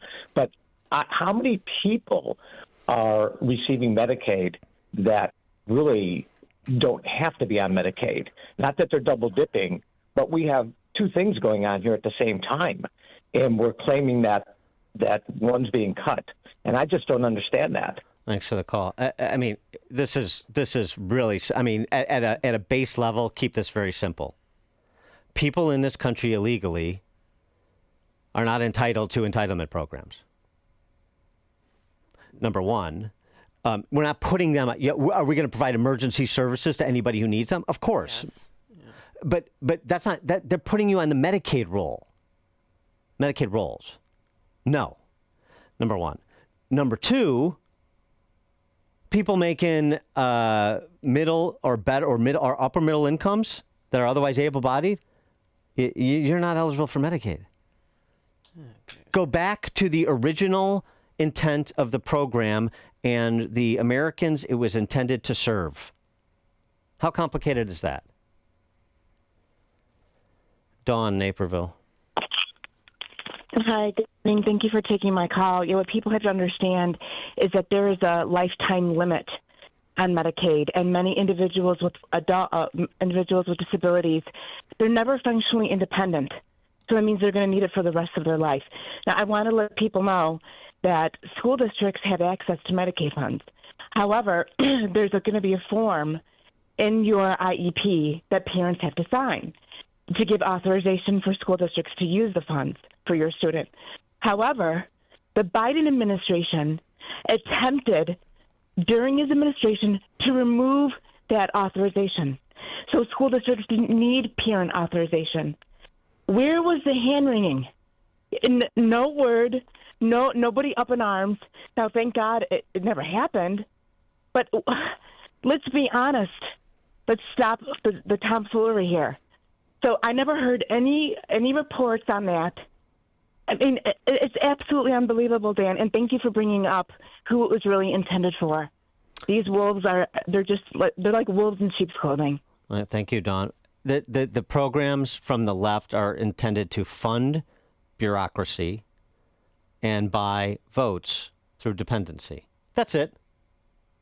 To the extent that somebody with disabilities or an indigent pregnant woman is served, well, that's a happy accident. But that's not the focus. That's not the point of the programs for the left, for J.B. Pritzker. Can you be any worse of a person? Because they're doing it knowingly, as everyone knows who's paying any attention. Dan in Salem, Wisconsin. Hey, Dan.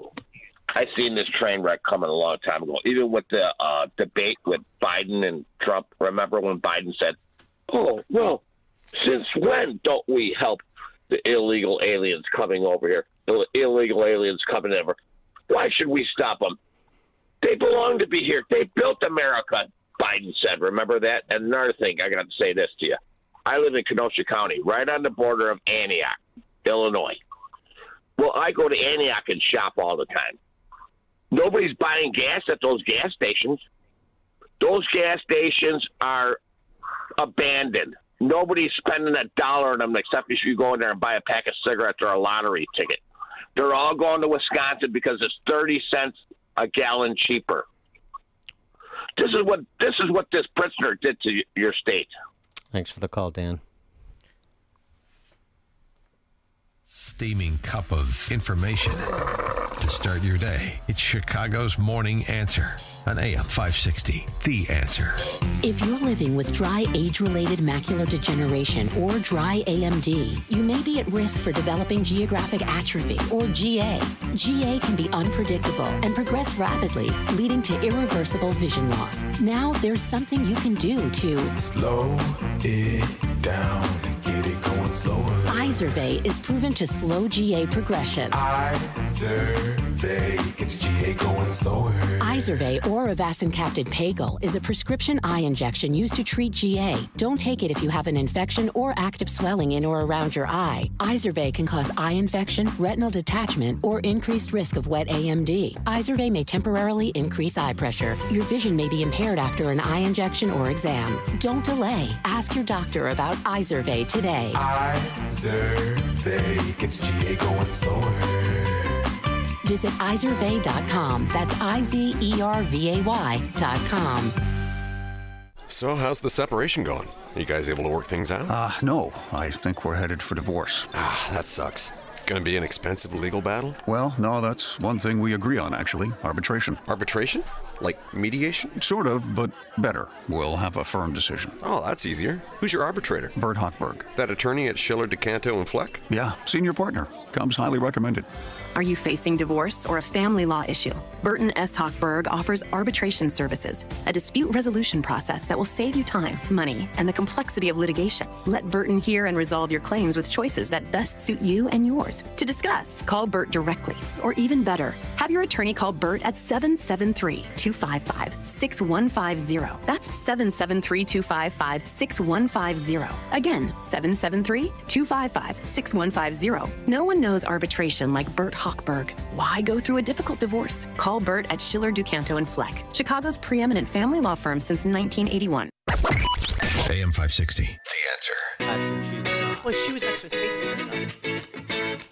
All right, coming up on Chicago's Morning Answer. Later in the show, maybe we'll go through our competing theories about Gene Hackman's death. Yes. But at 6:36, we're going to talk to John Hinderaker. We'll talk a little bit of Oval Office confrontations and Doge demagoguery, or demagoguery in the direction of Doge. That's at 6:36. And I'm so excited. A young couple we know chose life. But now let's head into the newsroom. Here's Mike Scott. 6:32 on AM 560. The Answer, the Department of Education this morning will offer a $25,000 buyout to employees who quit by today. Israeli police say a man in his 60s was killed, 4 other people wounded in a stabbing attack in the northern Israeli city of Haifa.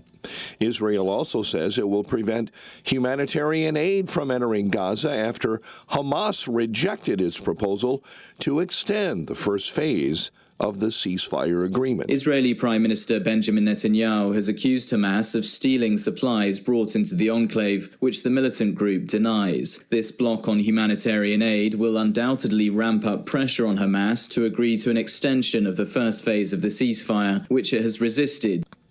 The UN and several Arab states and aid agencies are condemning the action. Nearly 5,000 acres have been burned in South Carolina. The largest of the fires is in Carolina Forest near Myrtle Beach. That fire has burned 1,200 acres and was 0% contained as of Sunday afternoon. So far, no injuries have been reported. The governor declared a state of emergency over the weekend.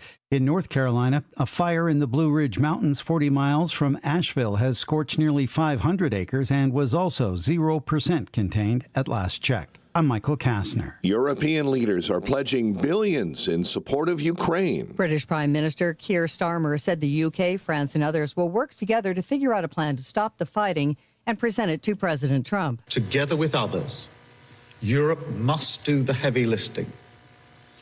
But to support peace in our continent and to succeed, this effort must have strong U.S. backing. Starmer announced a loan of nearly $3 billion for Ukraine, which will be funded through the freezing of Russian assets. He also highlighted a new deal to allow Ukraine to buy missiles made in Northern Ireland. Starmer vowed to bolster Ukraine to allow it to negotiate a peace deal from a position of power. He noted the plan is being worked on in coordination with the U.S. and it will have U.S. backing. I'm Tammy Trujillo. Skype is shutting down. Microsoft is officially retiring the video system, calling and messaging platform. It will shut down in May. Opening statements are set for today in the trial of the Highland Park parade shooter, Robert Crimo III. 2 were killed in a fiery crash after a Tesla struck a home in Woodridge Sunday night around 9 p.m. A woman missing after fire broke out at a townhome in the northern suburbs Sunday evening. Mundeline fires say the blaze broke out around 5:30. Fire chief says firefighters could not get into the home because of a second-story collapse. A United Airlines flight departing from O'Hare had to return last night after a possible bird strike. United Airlines officials say that flight bound for Syracuse, New York, returned safely. Bulls lost to the Pacers 127-112. College fighting Illini. Nice win over number 13 Michigan, 93-73. College hoops last night as well. Bradley beat Northern Iowa 73-56. That's win number 24 on the year for Bradley. Drake leads the Valley at 17-3. Bradley is in second. The news is a service of almostfreeteeth.com, and a check of traffic and weather is on the way next on AM 560. Wesley Financial Group is not a law firm. If you own a timeshare, don't miss this public service announcement from Chuck McDowell, founder of Wesley Financial Group. If you receive an unsolicited phone call or mail piece to discuss selling, renting, or especially canceling your timeshare, don't fall for it. If you really want out of your timeshare, hang the phone up immediately or throw that mail piece in the trash and contact your timeshare resort or Wesley Financial Group for assistance with your timeshare. As the only Inc. 500 timeshare cancellation company, our knowledge, experience, and results has made Wesley a trusted resource for over 40,000 families we've helped get out of their timeshare. Give us a call, and I'll send you our timeshare exit information kit free with the straight facts about your timeshare and all of your options for cancellation. Call for your free info kit. 800-839-8484. 800-839-8484. 800-839-8484. Welcome back to Ask Hasselus. When is spring? Today. Huh? Just purchase a Beauty Rest, Certa Perfect Sleeper, or Sealy Posturepedic from Hasselus Mattress today and get a free box spring. Okay, but the arrival of spring. Tomorrow. What? We'll deliver your mattress and free box spring tomorrow. Are you the store with no employees? Give your mattress a try with no pushy sales guy. Plus a free box spring? Yes. Looks like spring's coming early this year. Find your employee-free Chicagoland showroom at Hasselus.com. If you have unfiled taxes or are in debt to the IRS, this is important news. Did you know the IRS has programs specifically designed to help people struggling with tax debt? Powerful tax assistance programs that can save you thousands if you qualify. No one knows these programs better than the experts at Optima Tax Relief, America's most trusted tax resolution firm, A-rated by the Better Business Bureau. Their award-winning team of tax attorneys and licensed professionals have resolved over $1 billion of tax debt for their clients. One call to Optima can start the process, helping to end your worries about wage garnishment, asset seizure, and other IRS actions. Make sure you're getting the best options to solve your tax problems. Call the experts at Optima today for a free confidential consultation. Call 800-965-1433. 800-965-1433. 800-965-1433. Optima Tax Relief. Some restrictions apply. For complete details, please visit OptimaTaxRelief.com. I'm sorry, ma'am, but you need to vacate this home. Why, officer? I own this home free and clear. I lived here for 40 years. Well, unfortunately, this paperwork says otherwise. But I have nowhere else to go. I'm sorry to hear that, ma'am. This story is becoming all too common in the U.S. Scammers are preying on people with high equity or who own their homes free and clear of a mortgage. Only one company completely protects you. That's Equity Protect. Get your free risk report by texting the word HOME to 94878. Again, text the word HOME to 94878 to get your free risk report from Equity Protect. Think O'Reilly Auto Parts for all your car care needs. Get the parts and service you need fast from the professional parts people at O'Reilly Auto Parts. 6:38 Team Hotbird traffic center time. Kennedy inbound at 25, O'Hare into the Burns Circle interchange. Delays as you begin your trip this morning on Metra. Watch out for delays on the UP Northwest line, moving behind schedule due to earlier freight train interference. Chicago's Morning Answer with Dan and Amy continues next. AM 560 Weather Center forecast. Clouds and sun with a high of 48. 33 right now. Next news at 7. Chicago's Morning Answer continues next on AM 560 The Answer. Now, from the Signature Bank Studios.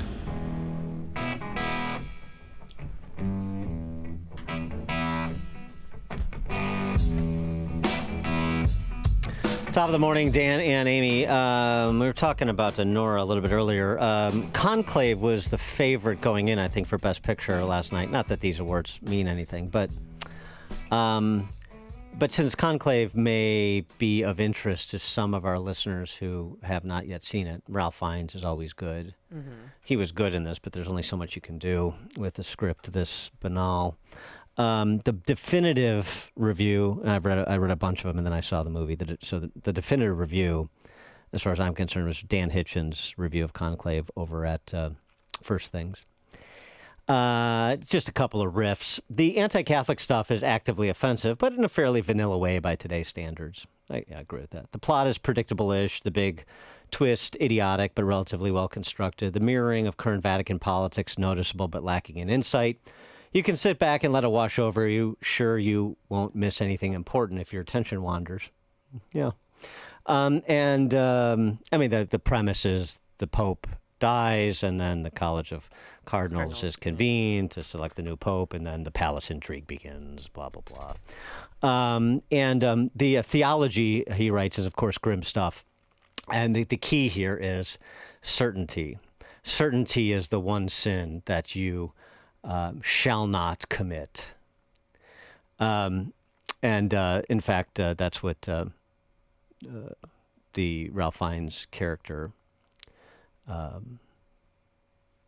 announces. Okay. And of course, Hitchens picks up on this well.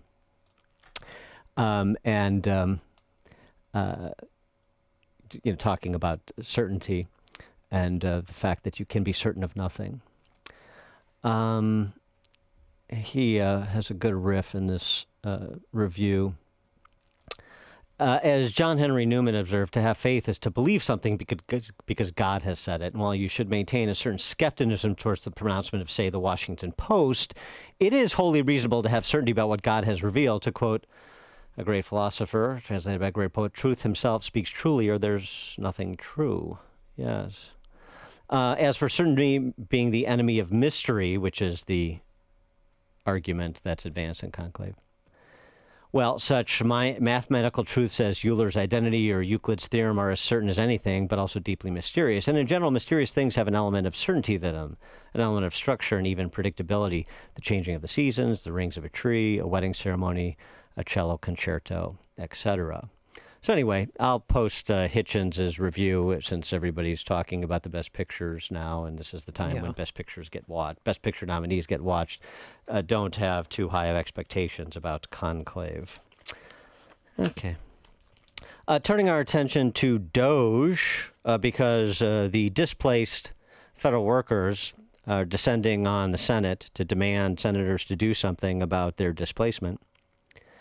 And it all comes sort of the variety of some of these federal workers who you may have heard from, like Elizabeth Glidden, formerly of USAID. I really felt that we were providing support and care to humanity around the world because it's the right thing to do. And that made me feel proud no matter who was president. And now I don't know what to do. And I have cried every day.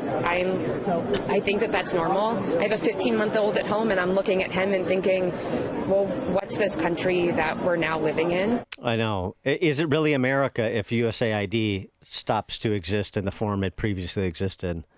It's a great question. Marley Bird, who is a USAID contractor, agrees. All of our networks have been dismantled. You know, there's no jobs for us here in D.C. I don't know if there are jobs for us, period. A lot of people's professional lives are completely ruined. And I want to know how the senators are going to support us. How are they going to get resources? How are they going to make sure that people's families are taken care of? We're just witnessing the entire industry is going down. And what are the senators going to do about it? Now, did these people walk the red carpet last night before the Oscars because they're chasing them around like they're movie stars? What is the USAID sector? Professional lives have been ruined. Well, I mean, you could go work for like the MacArthur Foundation and do the same thing USAID is doing, or a lot of the big foundations. And there are other jobs in D.C. But it just continues. Carlan Jankowski is also a USAID. The USAID folks tend to be the most outspoken, but not the only. To be honest, our entire industry is imploding because they are demolishing USAID and the wood chipper. A lot of the work that we did at USAID promotes soft power, promotes our image around the world for America. And if you don't invest in this, then you will pay a lot more in defense, and it puts everybody at risk. Yeah, she's reading off that throw pillow that she got with her welcome package at USAID. Soft power, promotes America's image, pay now or pay later. Mm-hmm. We'll take our chances paying later. For more on this and other matters, John Hindraker, president of the Center of the American Experiment and contributor to PowerlineBlog.com. John, thanks for joining us. Appreciate it. Hey, great to be with you, Dan. What sort of career advice do you have for those displaced from the USAID industry? Well, get a job. But, you know, Dan, the people losing their jobs, it's not just in America. So on Powerline, I wrote about a story in the London Times. The biggest LGBTQ organization in England announced it had 144 employees, I think was the number. and it announced that it was laying off one half of its workforce because of this upheaval at USAID. And so apparently we taxpayers have been, we and the article says that the biggest contributor to the budget of this big LGBTQ organization in London was the American taxpayers. So the identitarian advocacy for the LGBTQIA2S++ industry has also taken a hit. Then the industry. Yeah, apparently this is what they mean when they talk about soft power. I mean, I don't know why this is in the interest of American taxpayers is beyond me. And we also see that Elon Musk is sending out more emails, and these emails are making people feel very uncomfortable. It's, 5 things you did last week. It's a major accomplishments. I mean, the next thing you're going to have agencies doing regular check-ins with their employees, and that is just such an oppressive environment. I don't know how anybody could work under those conditions. Well, as Musk has said, the threshold thing they're trying to find out is whether these employees exist. Inability to respond to an email might suggest that they're dead. I mean, it's unbelievable. Dan, as you may know, I spent most of my life as a lawyer, which means that for decades I kept track of my time and what I was doing and how I was serving my clients in 6-minute increments all through the day. And so the idea that you should have to come up with a list of 5 things you've done in the last week, hardly an outrage. Well, now Department of Defense Pete Hegseth, he's the secretary there. He's telling his employees this, I think it was yesterday or Saturday over the weekend sometime, he said, no, you do have to fill out that email.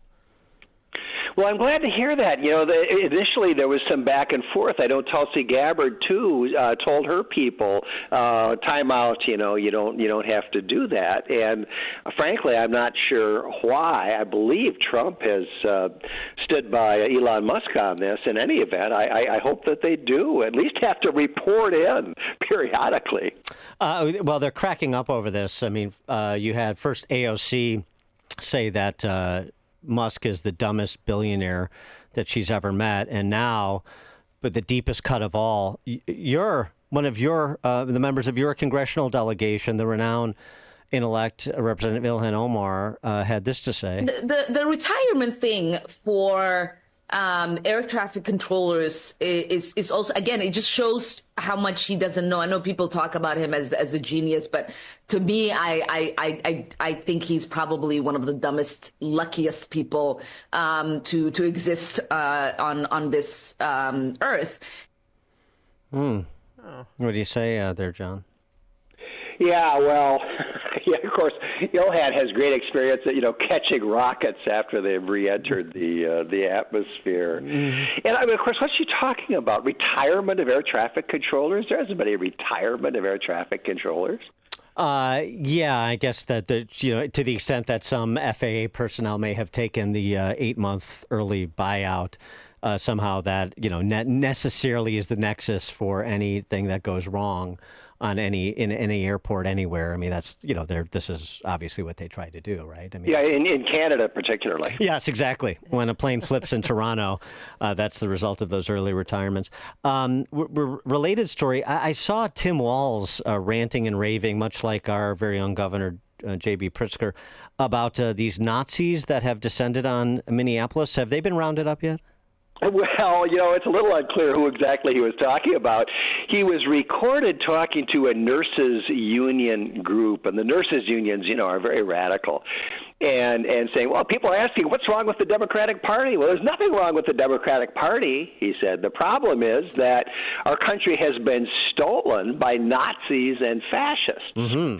And so this is made public on our website, Powerline, as well as other places. And a reporter actually had the temerity to ask Tim Walz about this, which is unusual for the somnolent reportorial class here in Minnesota. And he said, well, I want to talking about all Republicans. I was talking about the ones who, by their own admission, by their own admission, are Nazis and fascists. Well, presumably that's a pretty short list. Yeah, I'm not sure of any sort of card-carrying Republican office holder who identifies with the National Socialist Party, but that's your governor, future presidential candidate, just like our governor here. Do you have a functioning legislative branch of government now, or what's the status on the revolution happening in Minneapolis? Well, it's kind of a long story, Dan, but very briefly, the Minnesota House of Representatives is now controlled by one vote by the Republicans, and it's a real breath of fresh air. Republican leadership in that chamber is very strong. And one consequence of that, by the way, is that my staffers at Center of the American Experiment are over there in St. Paul testifying just about every day in front of various committees. And so it's great. The Democrats think they're going to win a special election later this month, and they may, and if they do, then it will be tied in the Minnesota House. But the agreement under which they belatedly came back to work, they were drawing pay but not showing up at the legislature, and we pounded away at them, and they finally knuckled under and came back to work. And so we're going to have a Republican speaker in the Minnesota House for the next 2 years.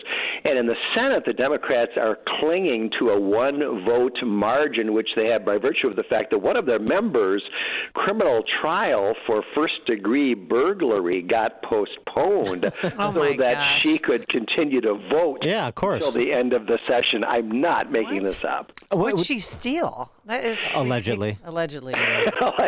Well, allegedly, the cops in a small town in northern Minnesota, she drove like 4 hours to get there, caught her crawling out of a basement window in her stepmother's house with her stepmother's laptop in her hand, wearing a black cat suit and with a flashlight with black cloth over it. She was like the cat burglar. This is awesome. I don't know. Meow, meow. It's unbelievable. I wonder what was on the laptop, huh? No, I don't know. Maybe something. I don't know. That's that sounds like she may have been entrapped.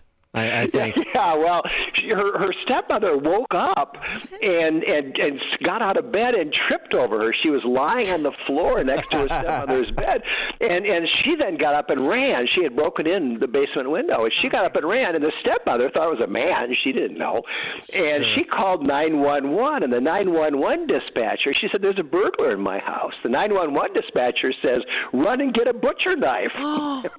This is rural Minnesota, by the way. They don't fool around. Yeah. And so she did. She stayed there with a butcher knife, waiting to find out what's going on. And then the dispatcher calls the police, and they arrive in time to catch the senator climbing out of her stepmother's basement. Now, is that state senator the favorite for the Senate seat, retiring Tina Smith? She's almost the only Democrat that hasn't announced for it. So what about Tim Walz? I mean, just because he's such a national figure now, does he face any trouble getting reelected next year? Well, he served 2 terms. He's been reelected once. We don't have term limits in Minnesota, so I take it. I'm not a Tim Walz insider. I'll say that, but I take it that he is deliberating whether he wants to run for a 3rd term or jump into the race for that Senate seat, along with, by the way, his lieutenant governor, who's already announced for the Senate seat. Apparently, they hate each other. Wonderful. Boy, this is. Yeah, he's got lots. I'm going to start following Minnesota politics a little bit more closely because it sounds like it's a lot of fun, actually, these days. John Hindraker, president of the Center of the American Experiment, contributor to Powerline, powerlineblog.com. Thanks, John. Great to be with you, Dan. Thanks, Amy. Thank you. And he joined us on our turnkey.pro answer line. Listen to podcasts of Dan and Amy from the AM 560 mobile app. Download it today at 560theanswer.com/mobile. That shot was money, Lisa. Hey, speaking of, did you ever figure out what to do with your parents' old coin collection? Not yet.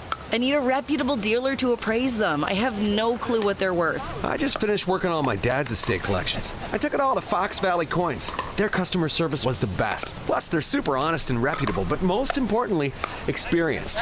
They'll give you the best prices. Really? They handle estate collections? Absolutely.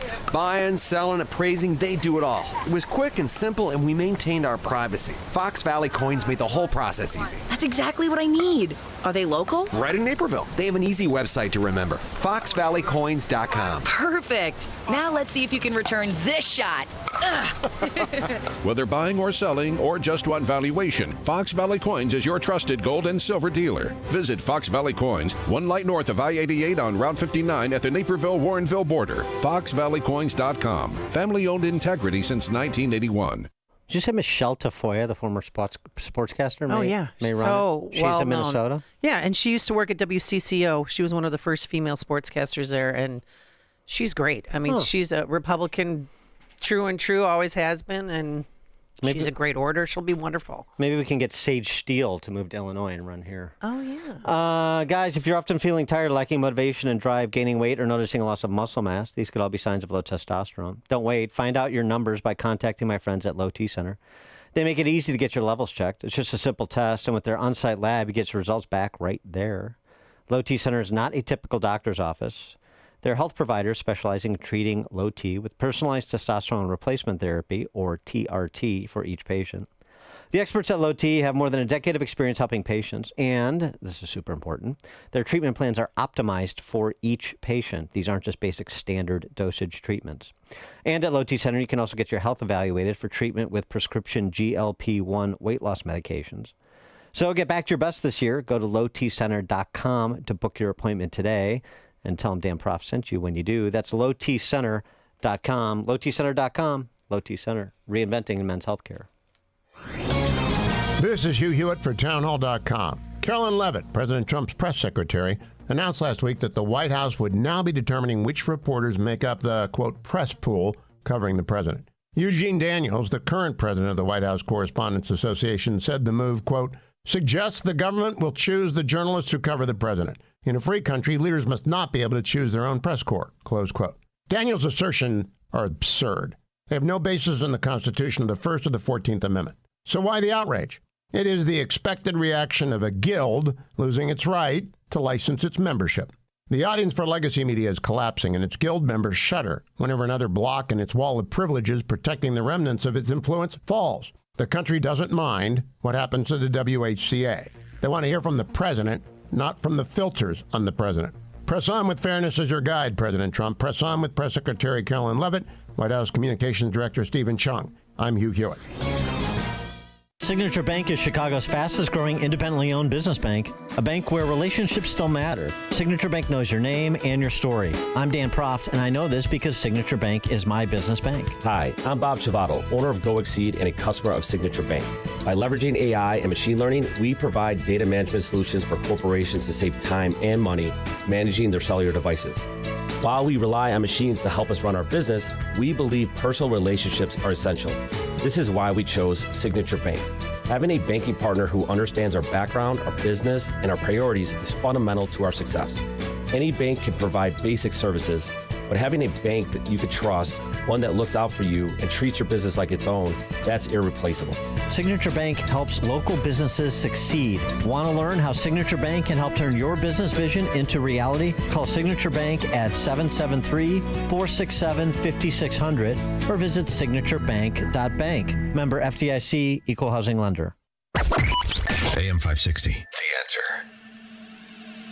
All right, coming up on Chicago's Morning Answer. At 7:07, we return to Eastern Europe, intellectually that is, with Stephen Bucci, Heritage Foundation, 7:07. Today we're going to have cloud, sun, a high of 48 degrees. It is now 7 a.m., WIND, Chicago. Federal workers told to write more emails by tonight. I'm Dave Anthony, Fox News. As Elon Musk and Doge keep up the pressure amid federal job cuts and attempts to slash spending. Telling employees of the federal government to respond with 5 things that they did last week, with an exception for classified information. And the Pentagon this time reportedly is going to participate. Secretary of Defense Pete Hegseth reversing the decision from last month and telling folks, do respond, but keep your emails internal. Basically reply only within the department. Fox's Jackie Heinrich at the White House. The Office of Personnel Management had said that prior email demands for federal workers were voluntary. European leaders have worked out an outline for peace, trying to end Russia's war in Ukraine in a meeting in London that President Volodymyr Zelensky attended 2 days after the confrontation he had with President Trump at the White House, where a U.S.-Ukraine minerals deal fell apart as Zelensky asks for a security guarantee. Director of National Intelligence Tulsi Gabbard says he will only accept an end, apparently, that leads to what he views as Ukraine's victory, even if it comes at an incredibly high cost. Democrats are critical of the White House meeting. Senator Chris Van Hollen also tells Fox News Sunday, I saw the meeting as a despicable display of bullying by the President of the United States. Wildfires keep scorching the Carolinas. Firefighters have put out many, and Doug Wood with the South Carolina Forestry Commission tells Fox only forest areas have burned. That's really the miracle here. No lives lost, no structures lost. Hollywood took center stage last night. And the Oscar goes to? That's Billy Crystal. Are they playing us off?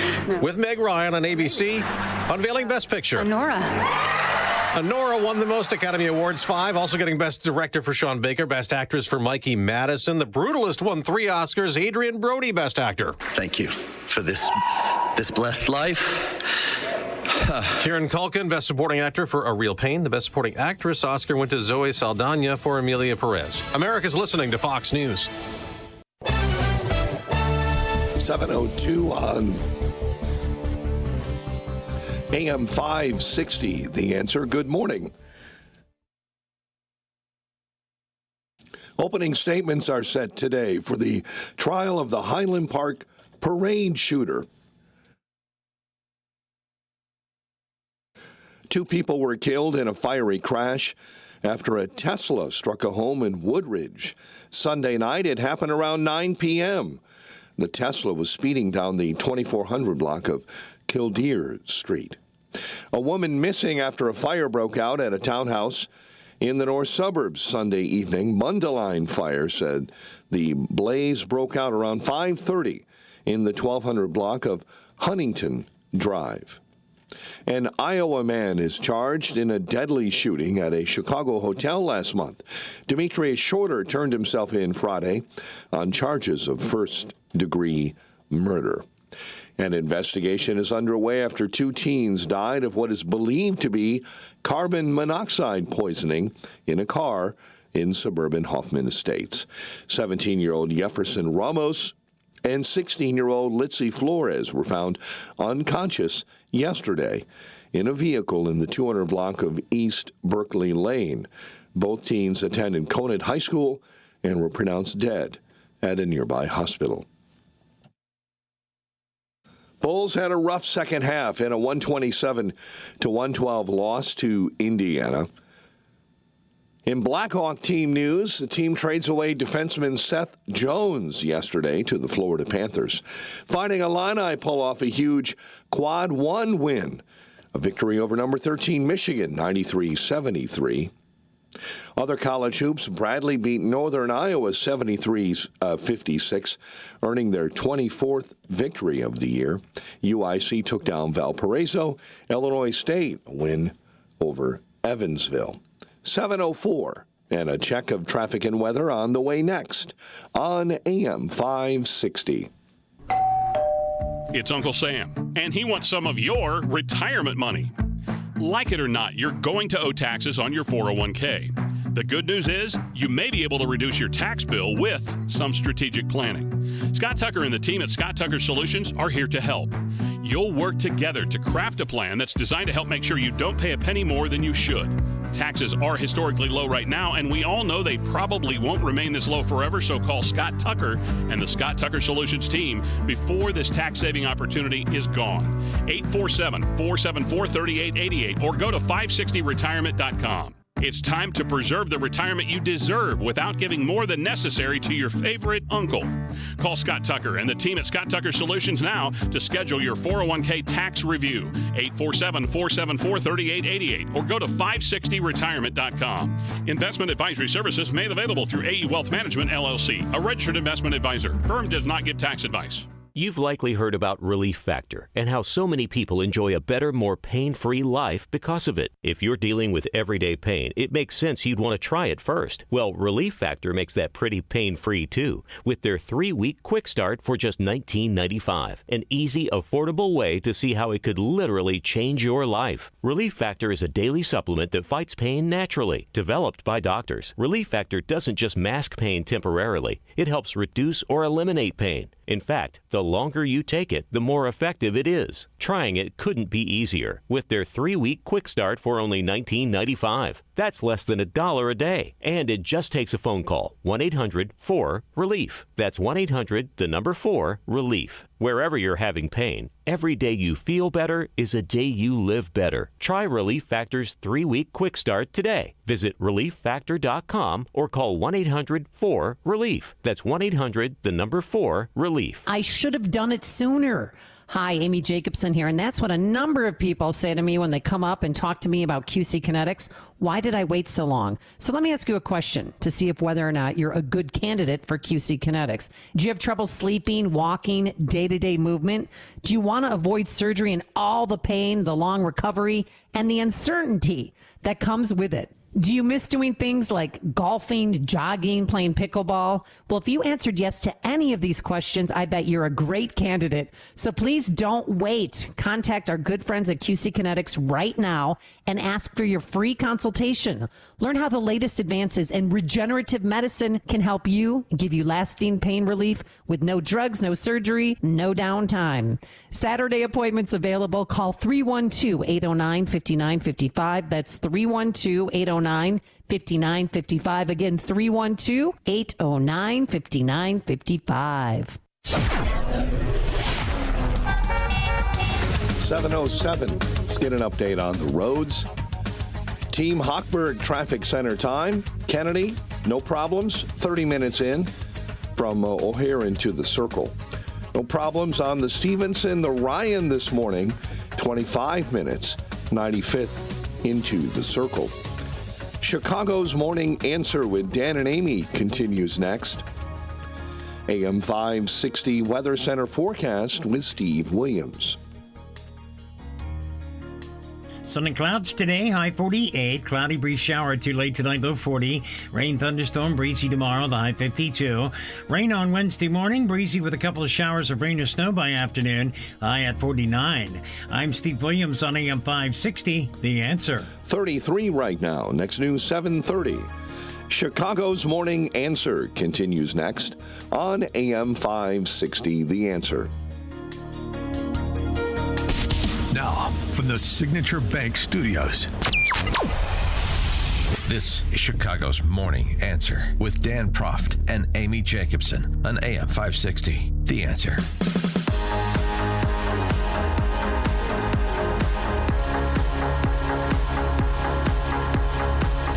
Top of the morning, Dan and Amy. Now, everyone has seen bits and parts of the contretemps between Vance and Zelensky and Trump and Zelensky.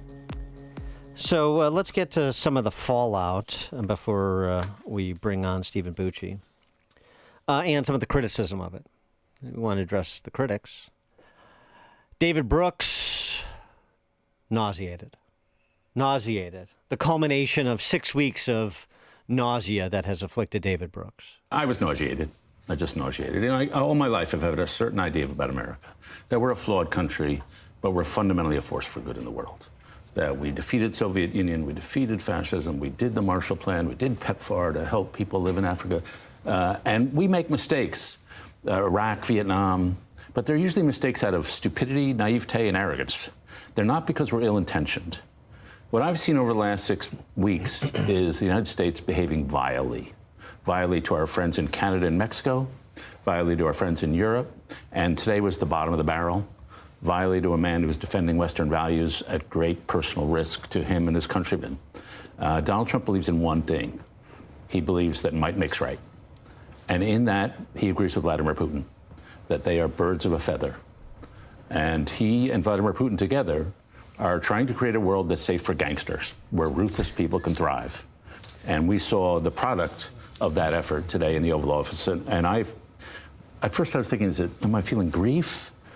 Am I feeling shock, like I'm in a hallucination? But I just think shame, moral shame. It's a moral injury to see the country you love behaving this way. He feels shame at what he witnessed on Friday between those heads of state. Amy Klobuchar, senator from Minnesota, is appalled. One of the most troubling things to me was when Vice President Vance, as I noted today, as he accused President Zelensky of never thanking America. And as you just recently showed on your show, repeatedly I have heard President Zelensky thank Republicans, thank Democrats in private meetings, in public events, over and over. I once heard the story from embassy personnel and our American embassy in Ukraine, that Ukrainians in delis would write on their food, "Thank you, America." Ukrainians and President Zelensky are grateful, and I really resented that Vice President Vance said that. We're not counting thank yous. That's not the point. The point was the jackpotting of the president and the vice president, for that matter, the administration, by attending a meeting where there was an expectation a deal was to be signed and balking at signing that deal, negotiating after the fact, as it were. That's the issue that David Brooks and Amy Klobuchar and the rest of the usual suspects are gliding quickly by. Well, during that meeting, Trump reminded people that he's not aligned with Putin. I'm not aligned with Putin. I'm not aligned with anybody. I'm aligned with the United States of America and for the good of the world. I'm aligned with the world, and I want to get this thing over with. You see the hatred he's got for Putin. It's very tough for me to make a deal with that kind of hate. He's got tremendous hatred. Well, that's not good enough for Alexander Vindman. Yeah, he was Remember him? broken out of the emergency glass by CNN, of course. Alexander Vindman, who instigated, with a lot of help, Trump impeachment 1.0, you remember, where he didn't appreciate the chief executive's position on Ukraine, so he decided that he would step in and be the lead dog on America's foreign policy in place of the president, because that's what a lieutenant colonel can do. Well, he wants apologies and a resignation. President Trump owes Zelensky an apology for the way he was treated. For what? I demand it. What? I demand that they give. You demand. Okay, UN resolution number 2. If you're going to go ahead and say preposterous things like Zelensky owes an apology for being attacked, I'm going to go ahead and say something outrageous. Actually, I'm going to go. If the price of you say that Ukraine wants peace, I think JD Vance should resign. How about that? We're just going to go through crazy stuff into the air. You say Ukraine wants peace. Stephen Bucci served America for 3 decades as Army Special Forces officer and top Pentagon official, now visiting fellow in the Heritage Foundation's Allison Center for Foreign Policy Studies. Stephen, thanks for joining us. Appreciate it. Sure. Thank you for having me back on the show. Nauseated, appalled, resentful. Apologies are owed to Zelensky, who's upholding Western values, while Trump and Putin are conspiring to institute a gangsterocracy across the globe. What say you? Well, let's park the pearl clutching and all the other junk that you just gave examples of there. First of all, the idea that President Trump is, in cahoots with Putin is just stupid. It's right there with the claims during the election. Oh my God, it's the death of democracy. If he gets elected again, the Nazis will be marching down Broadway. I mean, come on. How stupid do they think people are? Look, President Trump approaches this differently. That's clear. He's never hidden that he approaches this stuff differently. And, I was just amazed at what happened. I thought it was unfortunate. It should have been the photo op at the beginning. They get rid of the press. They go in, they sign the agreement, and we move to the next step in this process. From what I understand, though, apparently a bunch of liberal Democrats met with Zelensky before he went in there and pushed him to do what he did, to push the issue when the press was still in the room. That was a major tactical error. It was not appropriate. It caught Trump and Vance by surprise. And you know what? They don't like to be surprised. Yeah. No president likes to be surprised when it's supposed to just be a photo op. So, you know. Well, even more than it's supposed to be a photo op, we have a deal. You're coming here to consummate a deal, and then we build off of that deal. And now you're going to not only jackpot me, but then start negotiating after the fact, talking about security guarantees. And then you're going to, on top of it, you're going to start lecturing me about what will be visited on America if we don't, essentially dance to the tune that you're playing. Yeah, it's just, and pardon me, but David Brooks is he's either the biggest snowflake in the world. Yeah. And has absolutely no real understanding of history and diplomacy and international relations, or he's just a liar. Come on, stop. Maybe he was trying for, Quinn told me you guys wanted to really talk about the Oscars. Maybe David Brooks was shooting for an Oscar with that set of remarks. Yeah. It was that ridiculous. Amy Klobuchar, she dances to her own strange tune already. And Vindman, for goodness sakes, Vindman was a failed military officer in the same subspecialty that I was in, the Foreign Area Officer Group.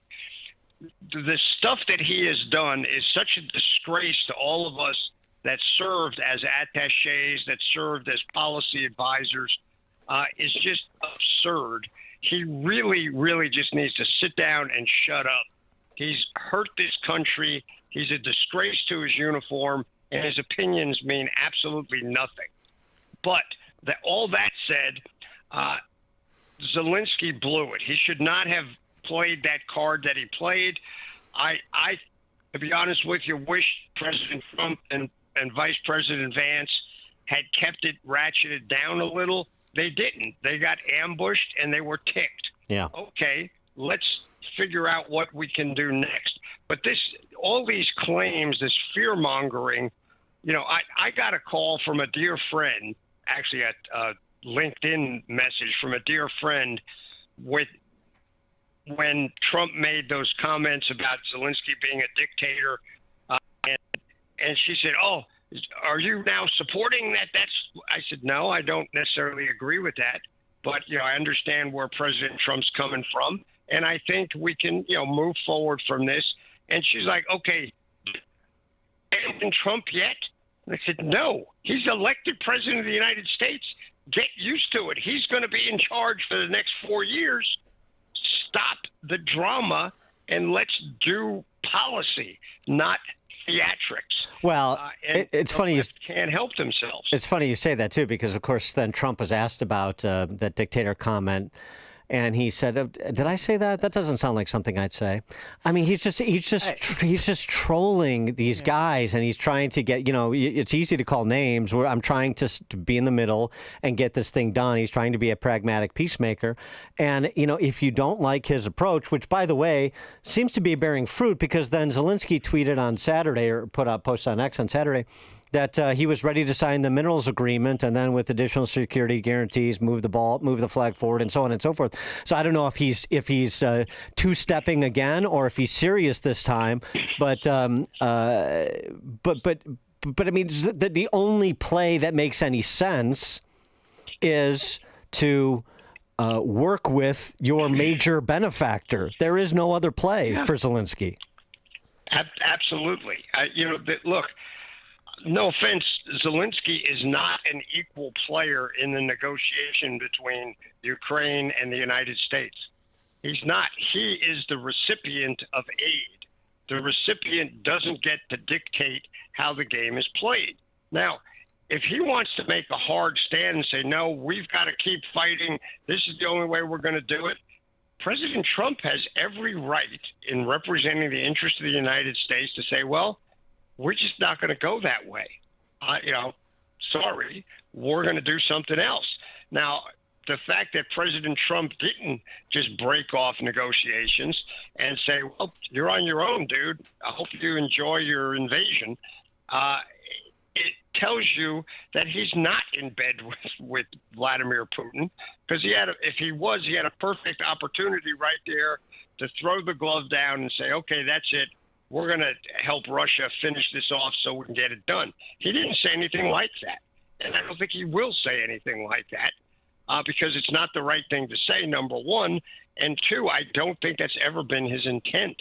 So the left needs to take a breath, stop the fear-mongering, stop the dramatic provocations. And if you don't like the way President Trump is doing it, then win the election next time. That's your option. You don't get to now tell him how he's going to do business because he's not going to listen to you, and nor should he. Yeah. What do you think it'll take for those two to get back in the same room, Zelensky and Trump? I mean, Britain and France, they're collaborating on a ceasefire plan to present to the United States, but is he going to sit and listen? I'm okay with the Europeans getting together, talking, trying to bring this thing to a conclusion that Trump will give him a thumbs up for. That's what they should have been doing in the first place. Yeah, promises from those people. Well, yeah, I get that, but if at least they're making promises now. Before they weren't doing anything. I mean, they were helping materially, but working towards a ceasefire, they were just standing there waiting for America to tell them what to do. They didn't get any direction under Biden, and now they've got a president giving them direction. Okay, maybe they don't like it 100%, but you know what? I haven't worked for too many people that I agreed with every single thing that they did. And right now, in this situation, the Europeans are, and I'm doing air quotes so nobody get too upset, they're working for the United States. The United States is the lead. Yeah, well, I mean, and get in line. I mean, so UK's Defense Minister John Healey said the frontline defense of the UK starts in Ukraine. You know, in one of these statements that politicians like to make, you know, beating their chests. And Sturmer's out there talking about this framework they have and $2 billion in loan guarantees and the missiles in the sky and boots on the ground. I mean, doesn't somebody have to say, I mean, that's nice, and we're glad that you're picking up the pace and trying to shoulder more responsibility the best way you know how. But, I mean, it doesn't change the dynamic at all. Your $2 billion in loan guarantees and soaring rhetoric doesn't change the calculus of what's going on in Eastern Europe an iota. It really doesn't. And, you know, we've got to do this right. We've got to go into this together talking. So I think Zelensky's step saying, okay, look, I want to sign the mineral deal. Let's get together and do that. He needs to go in. He doesn't have to go in with his hat in his hand, but he needs to go in with, okay, we already negotiated this part of it. Let's sign it, get that done. We understand what the president's trying to do. He's trying to bring peace. Let's all work together. He needs to throw a bone to Trump to let him know he now understands the dynamics and he's ready to work within them. Yeah, and I think President Trump will go, okay, come on, let's do this and move on. Well, and you know, Zelensky said something in the post meltdown interview he did with Bret Baier where he talked about security guarantees and the U.S. and NATO and so forth. I mean, if his concern is the U.S. pulling out of NATO, and by the way, Musk didn't help that concern when he indicated support for leaving NATO and the UN, calling NATO a Cold War relic. But if that's his concern, then, you know, the way to play that is to say, you know, Mr. President, it seems to me, Mr. President, I just want to make sure that, you know, the U.S. is staying in NATO because, of course, Western Europe relies on U.S. leadership, and so does, by extension, Ukraine. Whether we're ever a party to NATO or not, we still need the United States to be the principal mover in NATO, and so I just want to make sure that, you know, you're sticking it out. If he did something like that, I think he'd get what he wants in terms of any sort of rational security guarantee. I think so, too. Look, the mineral deal is in itself a security guarantee. Right. If America's in there mining those minerals. Those minerals are pretty important to us because the Chinese have them wrapped up everywhere else in the world. I think that if we're in there doing that, that is a clear signal to Russia, hands off, stay out of here. And now trying to get the parts back that have already been lost that the Obamas and the Bidens gave away or allowed Russia to take during their time, that's a tougher lift. And, I don't think, one, we have the responsibility to make sure that happens, or that we even have the wherewithal to make it happen, short of going to war. And I don't think we want to go to war with Russia. Not that I'm afraid of Russia. I think we destroy Russia pretty handily. But we don't want to do that. We don't want to do it to the Russian people. We don't want to use Ukraine for a further battlefield and destroy the things there that are not yet destroyed. But, so Zelensky needs to recognize that and maybe for now take what he can get and not try and overplay his hand, which I think he did in that meeting. Stephen Bucci served America for 3 decades as Army Special Forces officer, top Pentagon official, now a visiting fellow in the Heritage Foundation's Allison Center for Foreign Policy Studies. Stephen, thank you as always. It's my pleasure, guys, and I look forward to talking to you next week. All right, take care. And he joined us on our turnkey.pro answer line. There's only one radio show in Chicago talking about today's biggest stories and telling you what they really mean. That show is this one, Chicago's Morning Answer on AM 560, The Answer. A great smile can make you feel happy and confident. So when you consciously conserve your teeth, that glowing smile will show through. At Best Dental Group, doctors Economos, Gave Alice, and their staff are ready to help you create that perfect look or maintain the one you have now. Along with general dentistry, Best Dental Group is a multidiscipline practice with an orthodontist, periodontist, and prosthetic specialists on site. They use the newest breakthroughs in dental technology such as titanium implants, Invisalign clear braces, and laser treatments. Don't let fear get in the way. They can recommend sedation to make your experience as comfortable as possible. Best Dental Group is located in historic downtown Bartlett and is a multilingual office. Call 630-830-4930, 630-830-4930, or visit bestdental.org.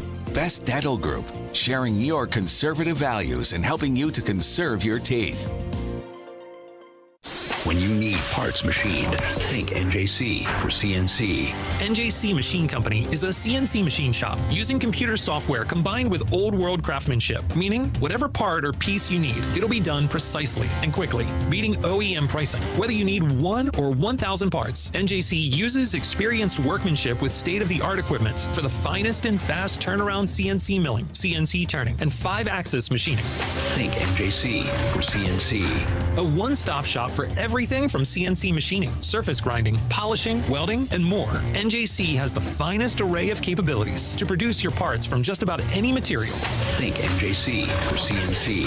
Have a broken part? NJC can reverse engineer it. Get a quote today and discover unparalleled customer service. Just fill out the form online, upload your specs. NJC will reach out within 48 hours. Go to njcmachine.com. NJC Machine Company, your Illinois CNC shop. That's njcmachine.com. Something amazing is happening in video conferencing. People are showing up in big ways. That's because CDW is building collaborative and connected video and audio environments with HP Poly. With Noise Block AI to silence distractions and group framing to highlight speakers, everyone on your team gets to shine. Make amazing happen. HP Poly and CDW. Learn more at cdw.com/poly. AM 560, The Answer. Dan and Amy, just a postscript on our conversation with Stephen Bucci with respect to the Europeans. Now, I know there's been a leadership change in Germany, but remember 7-8 years ago when Trump had the meeting with NATO Secretary General and European representatives, and he talked about Germany doing energy deals with Russia. And what kind of sense does that make? So all of, again, the preening about Putin and stopping Russia and regional security and so forth. Why are you doing business with them? It's very sad when Germany makes a massive oil and gas deal with Russia, where you're supposed to be guarding against Russia, and Germany goes out and pays billions and billions of dollars a year to Russia. So we're protecting Germany, we're protecting France, we're protecting all of these countries. And then numerous of the countries go out and make a pipeline deal with Russia where they're paying. Yeah.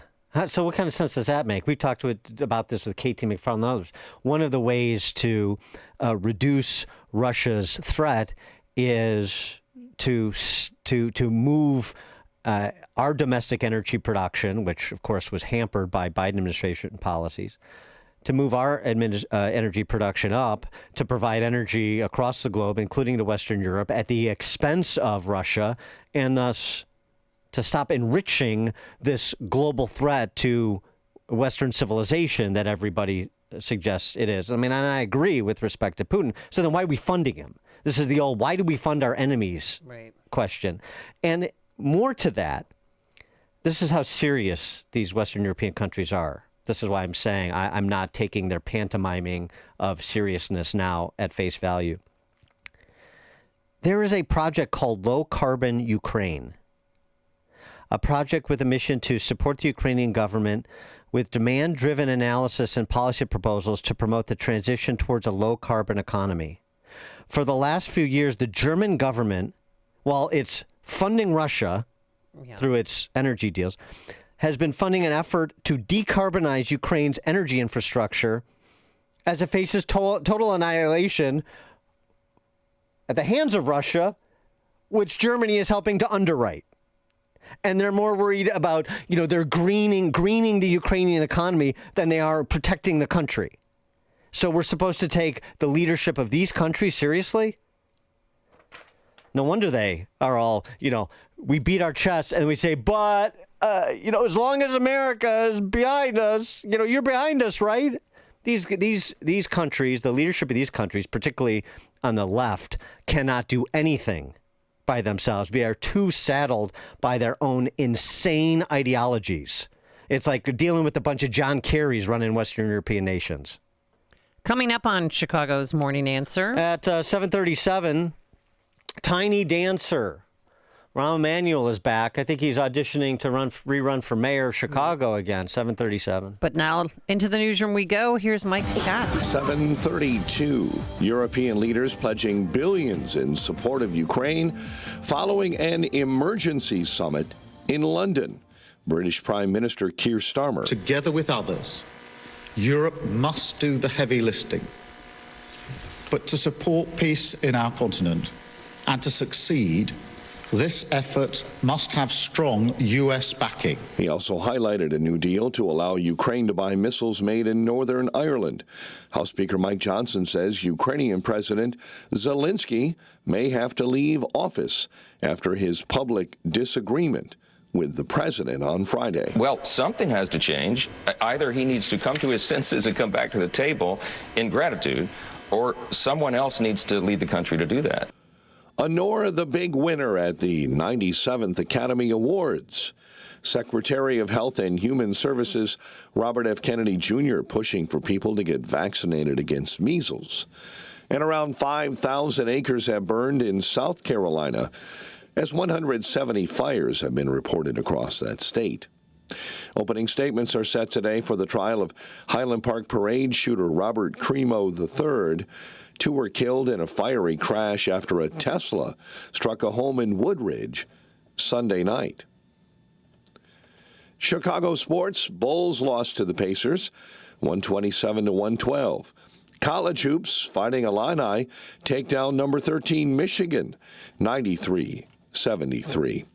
Cubs lost to the Reds, and in spring ball, the White Sox lost to the Dodgers. The news, a service of Low T Center. Go to lowtcenter.com to book your appointment at lowtcenter.com. A check of traffic and weather on the way next on AM 560. Patrick was way behind on his IRS taxes. I was in way over my head. The total amount ended up being somewhere just over $30,000. $30,000. Then the IRS came to collect. Started getting letter after letter. A lien had been filed against me. They were going to basically hang me completely out to dry. He had to do something. That's when I reached out to Optima Tax Relief. Patrick's life quickly got a lot easier. It was very easy, pretty much hands off. They picked up the ball and ran with it. And how'd it go? I couldn't believe it. I had to ask 2 or 3 times. I saved an incredible amount of money. How does Patrick feel about Optima? Couldn't be happier. They definitely helped me. Optima Tax Relief, the best place to call. They're the best in the business. Do what Patrick did and call Optima Tax Relief for a free consultation. Call 800-965-1433. 800-965-1433. 800-965-1433. Optima Tax Relief. Testimonial from an actual client. Some restrictions apply. For complete details, please visit OptimaTaxRelief.com. Hey, Carl Jackson here for Dennis Prager. While Dennis Prager is recuperating, we know you miss your daily dose of Dennis. That's why Pragertopia is giving you a special gift. Right now, Pragertopia members can hear the best 2 hours of Dennis's favorite segments from as far back as 2010. On Monday, you can hear the Happiness Hour. Life, liberty, and the pursuit of happiness. That's what I'm about. Tuesday is Celebrity Guest Day. Donald Trump Jr. is in studio with me. On Wednesday, it's the Male-Female Hour. I really do wish there were a way to ascertain the number of marriages that this hour has helped. Thursday, the Ultimate Issues Hour. Not having ultimate issues clarity is like having a map, but you don't know where you're going. And Friday is Open Lines. Feel free to ask me anything about me, about you, about life. So if you're missing your daily dose of Dennis, go to Pragertopia.com and hear all your favorite segments along with lectures, celebrity interviews, and his famous Torah teachings and more. Get your daily dose of Dennis at Pragertopia.com, Pragertopia.com. Hi, I'm Ken Mariotti, owner of Woodland Windows and Doors, a third-generation family-owned business since 1969. We know you're bombarded by choices when shopping for new windows or doors, so we're inviting you to experience the Woodland difference. For decades, we have been transforming living spaces with Marvin Windows, a fifth-generation family business. Marvin replacement windows have been known to increase the warmth of your cold rooms by 10 degrees. Think about that, 10 degrees warmer. When you welcome Woodland into your home, you will get a product expert to transform your living spaces, full-time, dedicated professional installers that you can trust in your home, along with the best products like Marvin. These are the reasons we're proud of our 5-star reviews and family legacy. No gimmicks, no pressure, and upfront pricing are why Woodland Windows and Doors is your trusted window and door expert in Chicagoland. Visit woodlandwindows.com to book your free in-home expert consultation. That's woodlandwindows.com, or stop by our showroom at the corner of Lake and Geary in Roselle. Think O'Reilly Auto Parts for all your car care needs. Get the parts and service you need fast from the professional parts people at O'Reilly Auto Parts. 7:37, Team Hochberg Traffic Center time, a service of AlmostFreeTeeth.com. See if you qualify today at AlmostFreeTeeth.com. Kennedy, 35, O'Hare into the Burns Circle interchange. Stevenson, 41 in from the Tri-State to DuSable Lakeshore Drive. Northbound Tri-State, right now we have delays from the Stevenson up to the Hinsdale Oasis. Chicago's Morning Answer with Dan and Amy continues next. AM 560 Weather Center forecast, clouds and sun, a high of 48. Currently 34. Next news at 8. Chicago's Morning Answer continues next on AM 560 The Answer. Now, from the Signature Bank Studios.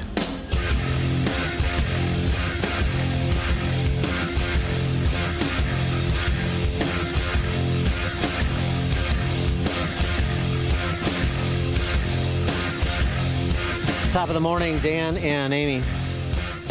So, Tiny Dancer, now that he's done serving as ambassador to Japan, picking on people his own size. Hey-oh, now. He is back, and I'm back.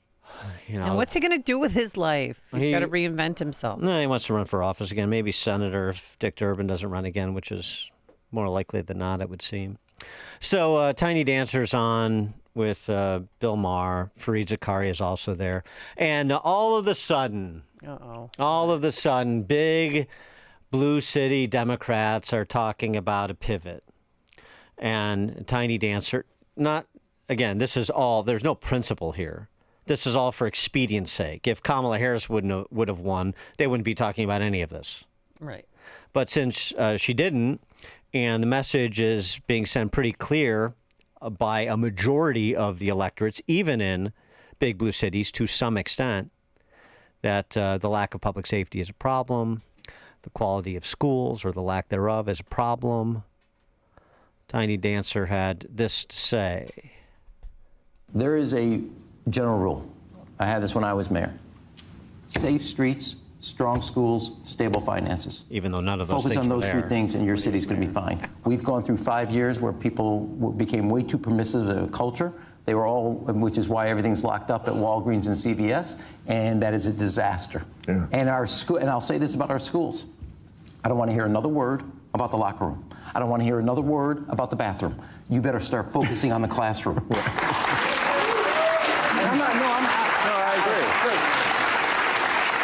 We had the worst reading scores for 8th graders in 30 years. And nobody, not a governor, not a mayor, not a president, not a secretary of education is talking about it. We're all wrapped up. Look, conservatives in 7th grade, if I known that I could have said the word they and got in the girls' bathroom, I would have done it. We literally are a superpower. We're facing off against China with 1.4 billion people, and 2/3 of our children can't read 8th grade level. So no more about the lot. Wait a second, I'm on a roll for a second. No more. I don't want to hear. I gave him the light. I don't want to hear another word about the classroom. I don't want to hear another word about the bathroom until you tell me what you're going to do with the classroom. We know already. Gee. Who is more insufferable? Bill Maher's audience or the View's audience? Maybe it's the same audience. It sounds like the same audience. It could be. 312-642-5600 is our turnkey.pro answer line. You can always text us on that same line. Safe streets, good schools, and stable finances. None of those things were attendant to Tiny Dancer's 8 years, but we'll pretend that those were cornerstones of his administration. He wants you to, and he's going to tough talk. I don't want to hear about the bathroom. I want to hear about what's going on in the classroom. Right? He's more locker room, classroom. He's a reform Dem. He's a pragmatic guy. He's a hack. I mean, traipsing him out at press conferences, like he's all of a sudden, for no reason, he doesn't speak, but he's standing by Brandon Johnson or the governor. It makes no sense. Well, but now it's making sense. Well, Tiny Dancer, a triple threat. They're all hands on deck to prep BLM Brandon for his star turn on Wednesday before the House Oversight Committee. Oh, I can't wait for that. This is an opportunity not for them to help BLM Brandon because he's beyond help, but it's an opportunity for them to refurbish their reputations, to separate themselves from their records, and potentially to advance their political ambitions. Tiny Dancer certainly has some. I doubt mayor, but certainly Senate. And triple threat, who knows? In a 10-way primary in 2027, who knows? Everybody in, right?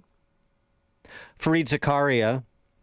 Also, again, Tiny Dancer hasn't been saying this for the 5 years he said this was going on. He hasn't been saying it. Neither has Fareed Zakaria been saying it, but they're saying it now. To be fair, this is actually... I was being fair. No, this is a huge Democratic Party problem. If you look at Democratic cities, they are terribly run. They have incredibly high taxes. It is impossible to build, so the cost of housing... Let me finish. I'll give you a chance. The cost of housing is crazy in places like New York and Chicago. If you look at Democratic states, you go look at New York versus Florida, okay? Roughly the same population. The budget of New York State is twice that of Florida. What do they have? Streets paved with gold? I live in New York. I pay the highest taxes in New York. You get nothing for it. And I think that is the image people have of the Democratic Party. Lots of taxes, lots of regulation, but nothing gets done. Hey, and I think I live in L.A. Right. And I think, the Democrats have to own this and realize the answer to everything is not more taxes, more regulation. People are fed up of that, and they feel that it isn't working. Well, since, of course, no one listens to conservatives when we talk about, on the left, in places like Chicago, when we talk about the test scores, when we talk about the quality of the schools, when we talk about the stability of the finances, when we talk about the tax and regulatory environment that's confiscatory, like Fareed Zakaria just did. Maybe it's useful that Fareed Zakaria at least voices the words. Maybe somebody on the center level say, oh, yeah, maybe he's got a point. Proft or some other conservative talker. They're right-wing fanatics. But when Fareed Zakaria says the same thing, they're saying, well, maybe he's got a point. And maybe he does. Maybe we do. Speaking of which, I said this was going to happen, and it's going to happen. It hasn't happened yet, but it's going to happen. Right. And Zakaria and Tiny Dancer are just more indication that somewhere in some major city there's going to be a paradigm shift. That somebody is going to get elected that you don't expect because of the landscape on the ground in a big blue city that is disintegrating before the very eyes of its residents. It's coming. I don't know who and where, but it's coming. And that's what Tiny Dancer is trying to get ahead of. And so's Handsy Andy Cuomo. Oh, yeah, he's back, ladies and gentlemen. America's governor, remember? They were considering him to be VP. Yeah, Handsy Andy Cuomo, another, no cash or low cash bail guy. And now listen to him in his mayoral announcement. We must attack the crime problem. After politicians have been minimizing the need for police and cutting funding, we must acknowledge the simple truth that they are just plain wrong, deadly wrong. They set us back, and we must now return to actually fighting crime. Well. That message is something that perhaps somebody here, meaning in Chicago, could pick up. But you have to do it in an authentic way, in an interesting way, in a compelling way, not in a pro forma way that Handsy Andy Cuomo is doing it, because he's a known quantity. And so it will be easy to juxtapose the positions he had for the past 5 years when all of this was going on to what he's saying now. Well, I just can't forgive him for what he did during COVID. He sent... Well, that's a whole nother matter. I know, but he even brought it up in this 17-minute, look at me, I'm going to run for mayor speech he released on social media. My friends, we can save our city. We are New Yorkers. We are a special breed. You have to be to live in this town. We are New York tough. Knock us down and we get back up, and we are then stronger and smarter for the experience. That is who we are. We survived 9/11, the economic attack of 2007, hurricanes, floods, superstorms, deadly diseases. We are a people built from the greatest talents from Remember what he said about the deadly diseases? But we're below the national average in number of deaths in nursing homes. But who cares? 33, 28, died in a hospital, died in a nursing home. They died. Yeah, that's all interesting, but that's not where accountability is going to come. That's not going to come. That's not why Handsy Andy Cuomo is going to win or lose that mayor's race in New York City, unfortunately. Although Covidian politicians should be drummed out of office. I mean, I agree with that. But just in terms of those constituents in New York City or Chicago, that is not the basis on which they will be drummed out. It's going to be some of those things that Rahm said, and who either presents themselves as an authentic representation of a paradigm shift, of doing things very different, charting a different course, or in the absence of someone like that, who also puts together a quality campaign, you'll have somebody like Tiny Dancer, who's a fraud, who recites the words, puts on the cardigan sweater, presents himself as a reasonable, pragmatic kind of guy or gal, and is the most effective flim-flammer of the particular field. But I'll tell you what, who it's not going to be. It's not going to be 48th Ward Alderhuman Lenny Mana Hoppenworth. Oh, my gosh. She represents Edgewater. Violent crime in her ward, jumped 50% in Edgewater. Wow. Last May, after 4 people were shot in a week in her ward, she announced that constituents who wanted to receive information about crime would have to opt in to a special mailing list because she wasn't going to talk about violent crime anymore, or crime in general. With it? Okay. I'm moving on, folks. The alderhuman there in the 48th Ward, Edgewater, quote, over-reporting of crime leads to an inaccurate public perception about crime rates.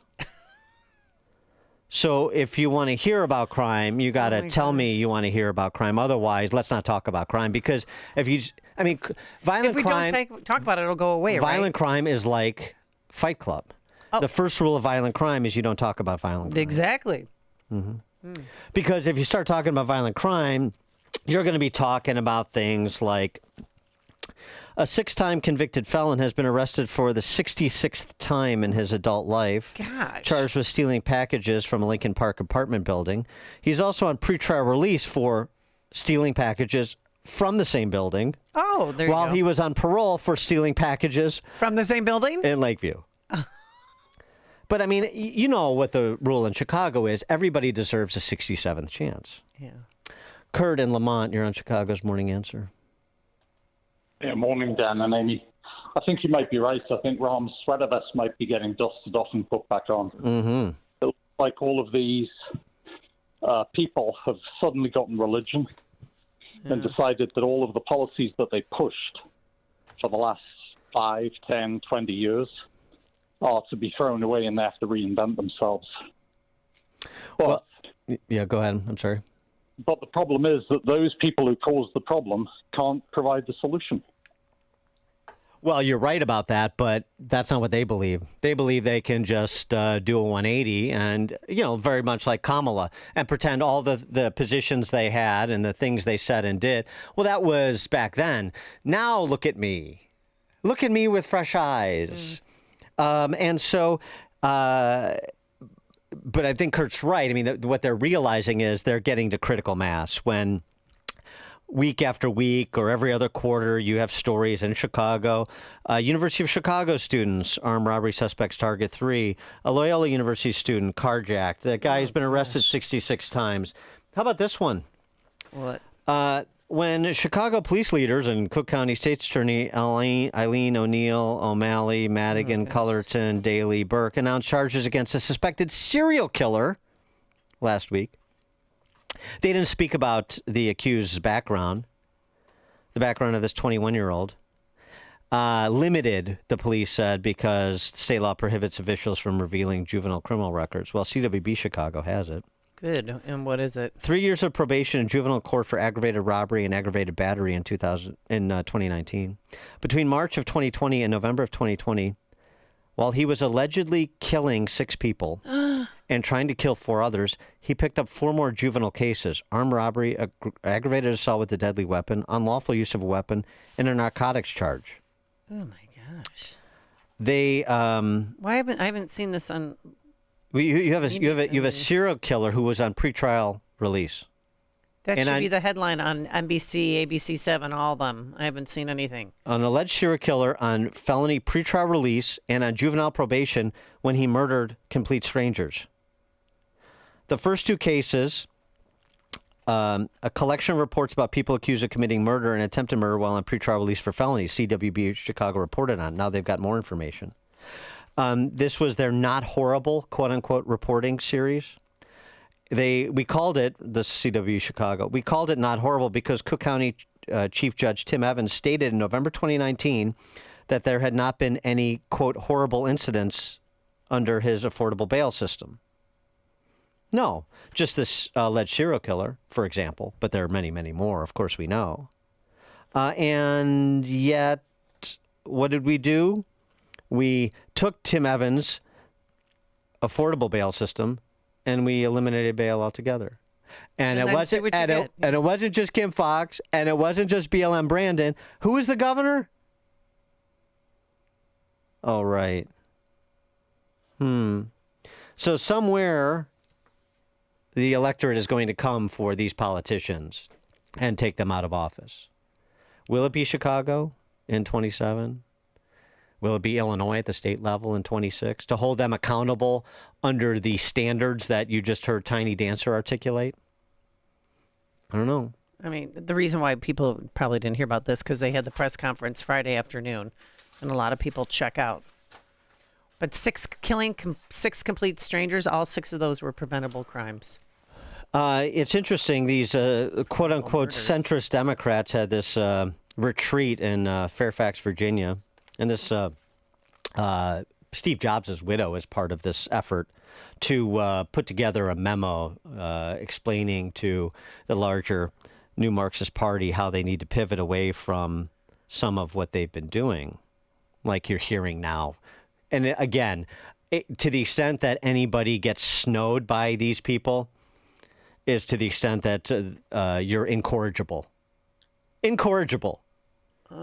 You refuse to not be a pigeon if you're snowed by people who are just pivoting for the very narrow interests of their electoral viability. It has nothing to do with your interests. But here are the highlights that came out of this strategy session to rebuild cultural and economic trust with the working class. Democrats focus too much on America's flaws without acknowledging the country's progress. Embrace patriotism, community, and traditional American imagery. Avoid overly moralistic or condescending messaging. Speak plainly and directly. Own the failures of Democrat governance in large cities and commit to improving local government. Well, they took that memo that was put together from last week's retreat in Northern Virginia, and now you've got their reps out on shows like Bill Maher parroting the talking points. And you're supposed to believe that signals a recognition, an understanding, a mea culpa, and a coming to terms, and we're going to do better. What motivates them has not changed. Their interest in power and sort of ends justify the means approach to government has not changed. It's just the way they try to sell you, or more to the point, snow you. That's what they're going to change, because the approach they tried last cycle didn't work. And if you want to continue to go with that crew, well, you're more than welcome to. I'm less interested in the people that are committed to the death spiral and more interested in where someone pops up that changes the trajectory of a particular big city or even blue state, and then how that's received. That's what's going to be interesting. This is the morning show more Chicago radio listeners are choosing. This is Chicago's Morning Answer on AM 560. The Answer. Gain insight into building strong marriages and raising godly children with Focus on the Family with Jim Daly each weekday at 11:30 a.m. on our sister station, AM 1160. Hope for your life. Maha starts with Virago, making America healthy again. With the worst flu season in years, you need an immune system boost. The stronger your immune system, the stronger your body fights and defends against so get Virago.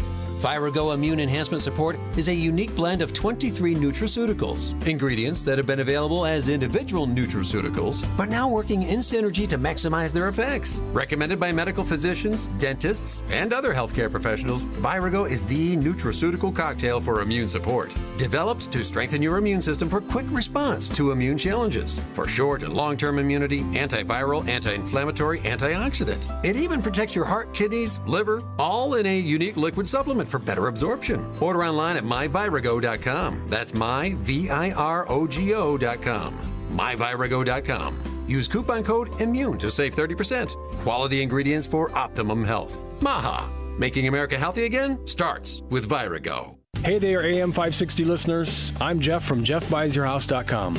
And just like you, I believe in straight talk, trust, and doing what's right. When it comes to selling your home, that's what really matters.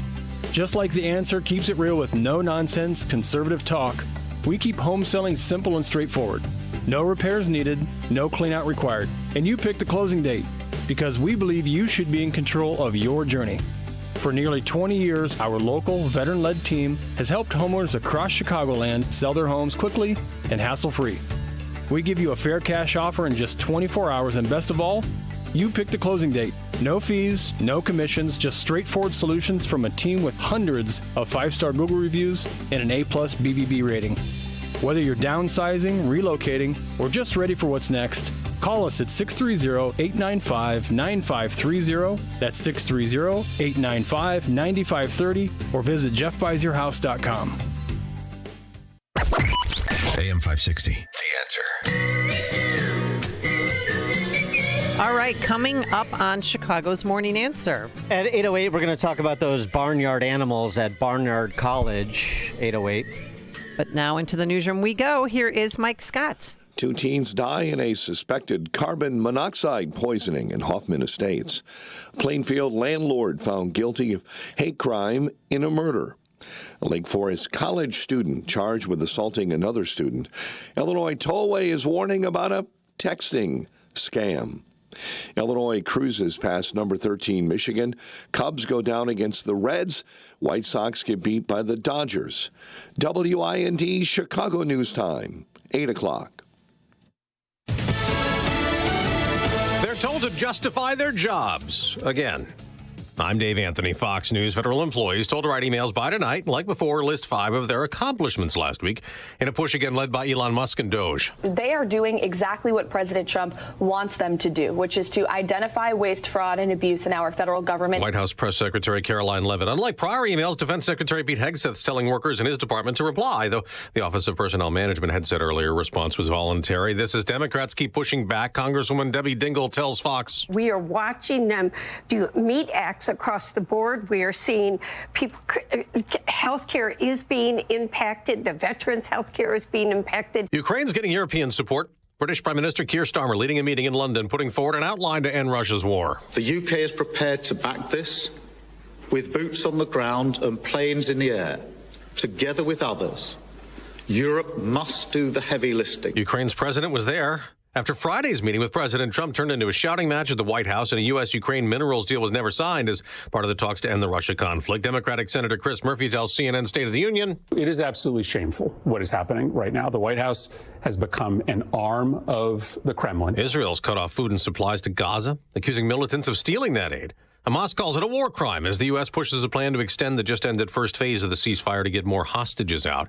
They gave out the Academy Awards last night on ABC, and the most Oscars went to Anora. I want to thank the Academy for recognizing a truly independent film. Sean Baker won Best Director for Anora, which won 5 Academy Awards, including the biggest, Best Picture.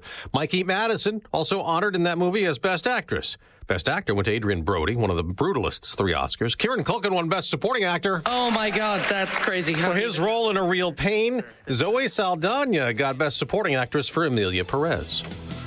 America's listening to Fox News. 34 degrees. It is 8:02 on AM 560. The Answer. Good morning. I'm Mike Scott.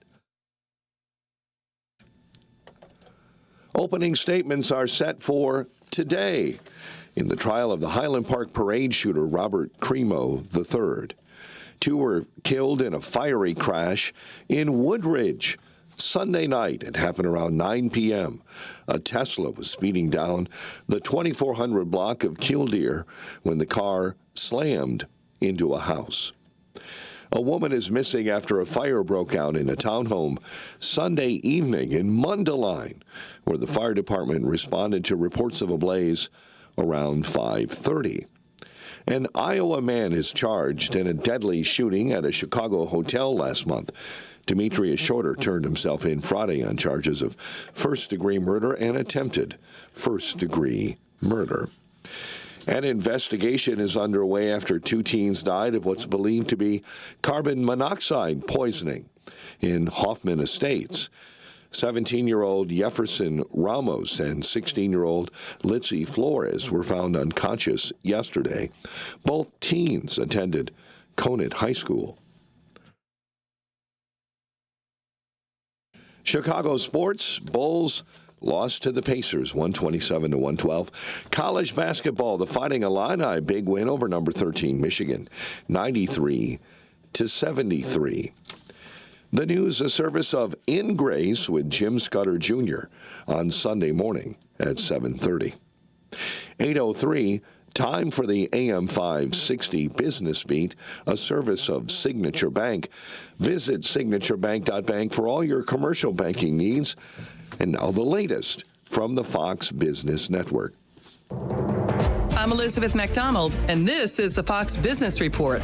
Kroger replacing its longtime chief executive officer, saying Rodney McMullen has stepped down from the role after a board investigation found his personal conduct was inconsistent with the grocer's policy on business ethics. McMullen was CEO for more than 10 years and has been at the company since 1978. Lead director Ron Sargent was named chairman and interim CEO effective immediately. The company also initiated a search for a permanent replacement. And the world's largest fast food chain had its Hong Kong IPO debut. Popping 47% on the Hong Kong Stock Exchange, Meeshui has over 45,000 locations, mainly in China, but also in Australia and other parts of Asia. That's your Fox Business Report. I'm Lillian Wu, invested in you. Rick Borick, host of Unleash Your Wealth, talks about the importance of tax planning in retirement. A qualified financial planner can take you through all the steps to show you every single legal way you can use to reduce and minimize your state income taxes across the board so that, again, you keep more of your money and your family keeps more of your money. Unleash Your Wealth, Saturday at 7 a.m. and our new time at 2 p.m. here on AM 560, The Answer. The fight against abortion in Illinois has never been more important than it is right now. Thanks to our elected officials, Illinois has become an abortion tourism destination. The number of abortions in our state continues to grow, despite the fact that crisis pregnancy centers outnumber abortion clinics almost 3 to 1. Now, thanks to a new effort by Caring Network, it's possible to reach abortion-minded women to provide peace of mind and security to help them choose life. This new Reach Her First initiative seeks to provide women with the assurance and information they need before they choose an abortion. But Caring Network needs your help to reach women who are considering abortion. For a one-time gift of just $150, you can help reach 5 women and help them choose life. That's all it takes to prevent an abortion. To make that gift, just go to 560theanswer.com/caring. That's 560theanswer.com/caring.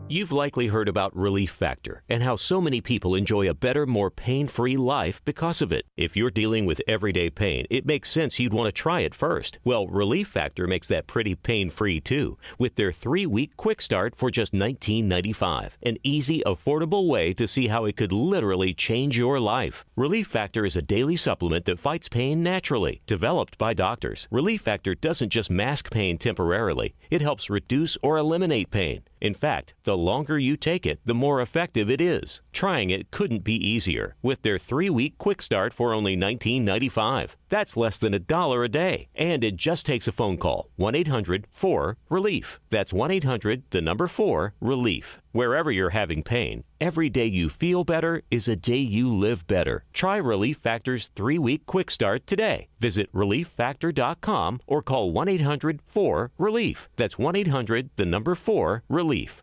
Feeling the aches and pains of everyday life slowing you down? Introducing Blue Emu, America's #1 emu oil formula for pain relief. In a recent clinical trial, 91% of users saw improvement after using Blue Emu. Whether you're working hard, playing harder, or just staying active, Blue Emu penetrates deep to relieve joint and muscle pain fast. And best of all, you won't stink. Join the 91% who felt the difference. Find Blue Emu at your local retailer or online. Blue Emu works fast and you won't stink.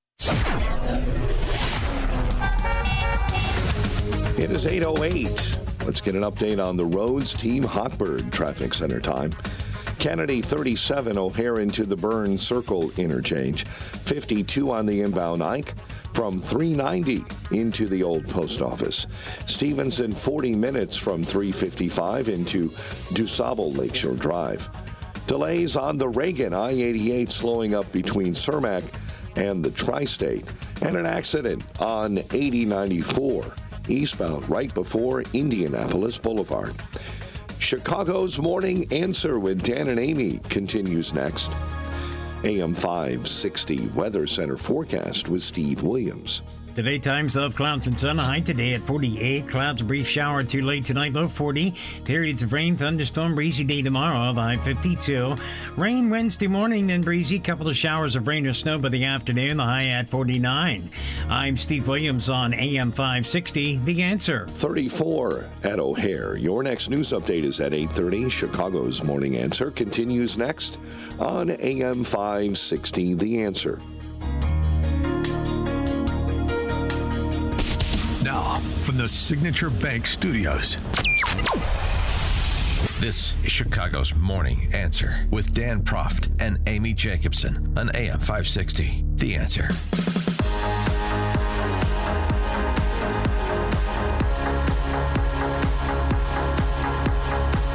Top of the morning, Dan and Amy. Barnard College is one of the Seven Sisters. So you can imagine what kind of concentration of the scions of Rothfuls, rich, angry, white leftist females exist at Barnard College. Tiny Dancer couldn't get in there, so he went to Sarah Lawrence instead. And majored in ballet. Yeah. Majored in looking like a mini Tim Curry from Rocky Horror Picture Show. So Barnard College, all of these ghastly undergrads took over the campus because that's not played out. Apparently, they haven't gotten word from the Ivy League yet. Shouting down the dean there, a woman named Leslie Grenage, who is a woman of color, no less. But, this is where identitarians cannibalize each other. Sort of like what happened with Karen Bass and that lesbian fire chief in California. Oh, right, exactly, yeah. I'm not going to fire you. We're on the same page, and then she fires her. When DEI beneficiaries collide, and it happened at Barnard College, too. This is the mass of barnyard animals at Barnard College that were deciding collectively whether or not to allow their dean of students, Leslie Grenage, to safely pass through their presence into the bathroom. They're asking if the dean can go to the bathroom. No hallway pass.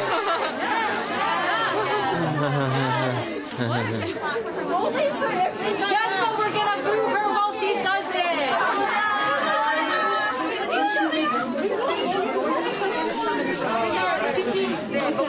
We're not gonna boo. We're gonna boo her. She has to jump under the flag, bro. Yeah. Tough luck. She has to jump under the flag. And there's so much.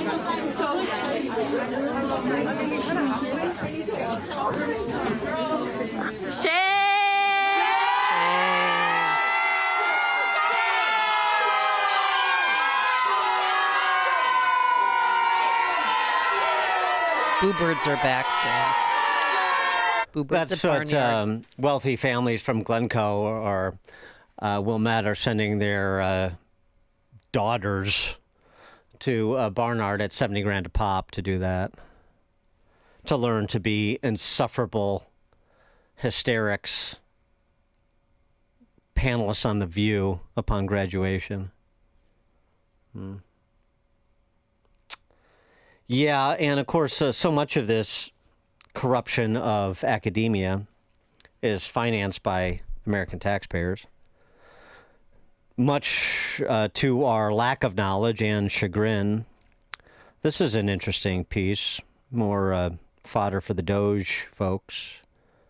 The National Academies of Sciences, Engineering, and Medicine has raked in hundreds of millions of dollars of taxpayer funds. The New York Times reported 2023 that the National Academies of Sciences, Engineering, and Medicine got 70% of its budget from the federal government. 70% of its budget from the federal government, totaling $200 million. And the National Academy of Medicine president makes $1 million a year. Wow. The National Academy of Engineering president makes $1 million a year. The National Academy's president, Marcia McNutt, earns $1 million a year. The chief diversity and inclusion officer, of course, makes $335,000 a year. What to do? What? Well, they put on events like in 2021, an event that discussed how environmental injustice and structural racism exacerbate climate change for communities of color. Oh, that was my favorite. Mm-hmm. In 2021, they also did a workshop where they examined how spatial justice can exacerbate public health problems among historically marginalized communities. Spatial justice.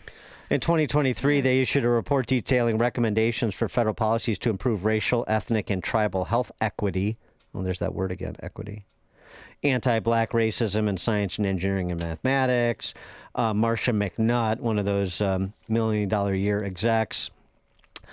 This will be my last post on Twitter X. I can no longer be part of a platform that actively encourages disinformation and amplifies misinformation, especially when its CEO colludes to undermine democracy. This is who we're subsidizing 70 cents on the dollar for $1 million salary a year. And, of course, the same thing is happening at the Seven Sisters, the Ivy League, college education writ large. For more on this, boy, the Doge folks can't cut deep enough here, can they? Neetu Arnold is a Paulson policy analyst at the Manhattan Institute and a Young Voices contributor. Neetu Arnold, thanks for joining us. Appreciate it. Hi, Dan and Amy. It's great to be here. I hope you're not a Barnard graduate. No, I'm Cornell. Does that make it any better? What's that? I'm Cornell. I'm a Cornell University graduate. I don't know. We're going to have to rethink this. That's not great. Well, He went to Northwestern. Yeah, so I'm in no place to talk. I have no place to talk. So you looked at another interesting institution, sort of like the National Academies of Science, Engineering, and Medicine. And this is the Institute of Education Sciences within the Department of Education. Tell us about it. Right. So the Institute of Education Sciences is the research arm of the Education Department, and they're essentially supposed to produce good research so that we can use that information in our school to have better practices, to have better teaching methods. And so there's a specific program within the Institute of Education Sciences, and that's called the Regional Education Laboratory Program. It was founded in the 1960s. Again, the goal was to research effective education practices, especially to help disadvantaged kids. And it's worked great. It's worked famously. Look at the reading and math scores. Yeah. Well, and what they're supposed to do is they're supposed to take that research, take that information, and pass it down to state and local leaders through training sessions, through reports. But what I found with my investigation with City Journal is that just because something falls under research doesn't mean they're actually doing research. And our taxpayer dollars have been funding things like DEI in hiring teachers. We're promoting relaxed discipline policies to reduce suspension rates of minority students. It's not about making sure we change the behavior so that suspensions go down. It's just by looking at someone's skin color and saying we should stop suspending them. And so these are some of the programs that I found that we were funding, and it's supported by this network of large research consultant groups. Well, right. Now get into that, because this is really an important part, and it's a recurring theme when we're talking about what Doge is uncovering, which is these, it's a favorite phrase of the politicians, public-private partnerships, or the independent contractors, the nonprofits that we contract with to help us do all this good work at the state and local level. And in point of fact, it's funding bureaucracy that turns around to fund their fellow travelers in the nonprofit bureaucracy, where they can do things that are easier to hide than can government agencies. I think you're absolutely correct. And here's how the Regional Education Laboratory Program works. There are 10 labs in the country, and they each oversee a certain set of states, which you can call regions in this case. So, for example, Illinois would fall into the Midwest region. And so each one of these regional education laboratories are run, or they're operated by a research consultant, either public or private. So again, going back to Illinois, they're under REL Midwest, and REL Midwest is run by research consultancy American Institutes for Research. Now, American Institutes for Research benefits from this relationship, not just because they get a lucrative grant from the federal government. These are often multi-year million grants, okay? But it also gives them opportunities to connect with local leaders, with state leaders.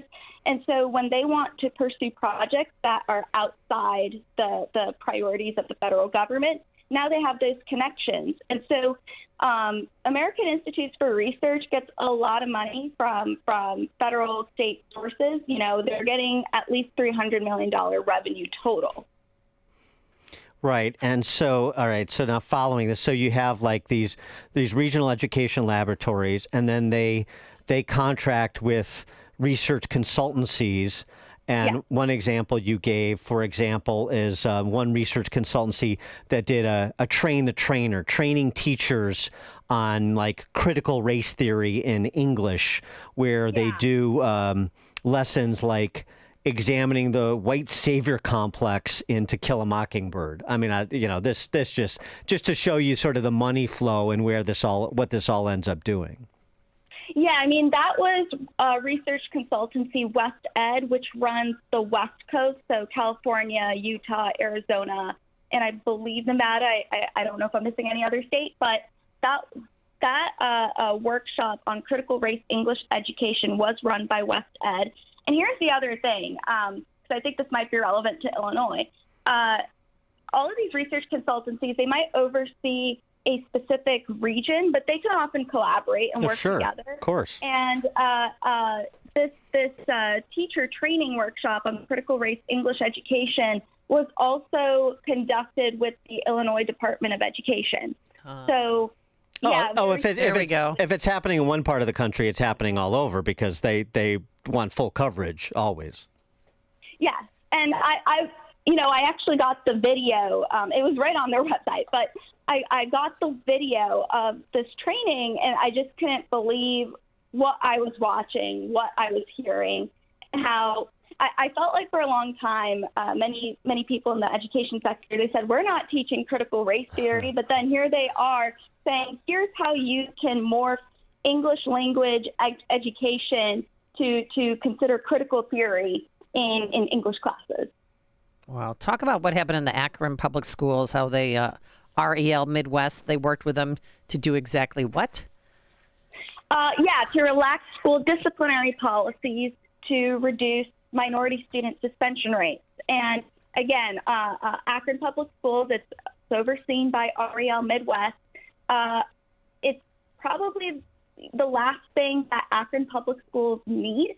Their schools, they're having students that are in fights all the time. Students who are, the injuries are really bad. They're wielding knives. They're suffering concussions. Also many of these fights are not reported. And I think it has to do with the reporting requirements, what qualifies as a severe enough report. And that really falls under the realm of relaxing school discipline policies. And that's what has fallen under research at the regional education laboratories. And so the question is, are our taxpayer dollars really helping students? Are they helping families? Are they even helping school administrators? Well, and now the good news is, I sort of said at the outset, but I want to emphasize it. The Trump administration has slashed almost $900 million in DOE research contracts, and that included 10 contracts totaling $336 million with the regional education laboratory. So there is some progress on this front, but it's only because of the work of DOGE and people like you highlighting what exactly is going on, doing the digging to unearth this stuff, and obviously there's more to do. Yes, I absolutely agree. There's a lot more to do, and we need to keep doing this kind of work. And I appreciate the opportunity to share this information with your listeners. Neetu Arnold, Paulson policy analyst at the Manhattan Institute and a Young Voices contributor as well. Neetu, thanks so much for joining us. Appreciate it. Thank you for having me. Thank you. And she joined us on our turnkey.pro answer line. This is Chicago's Morning Answer. Your show keeps me alive during the week. There's nobody I'd rather listen to between 5 and 9 in the morning than you guys. On AM 560, The Answer. So how's the separation going? Are you guys able to work things out? No. I think we're headed for divorce. That sucks. Going to be an expensive legal battle? Well, no, that's one thing we agree on, actually. Arbitration. Arbitration? Like mediation? Sort of, but better. We'll have a firm decision. Oh, that's easier. Who's your arbitrator? Bert Hochberg. That attorney at Schiller, DeCanto, and Fleck? Yeah, senior partner. Comes highly recommended.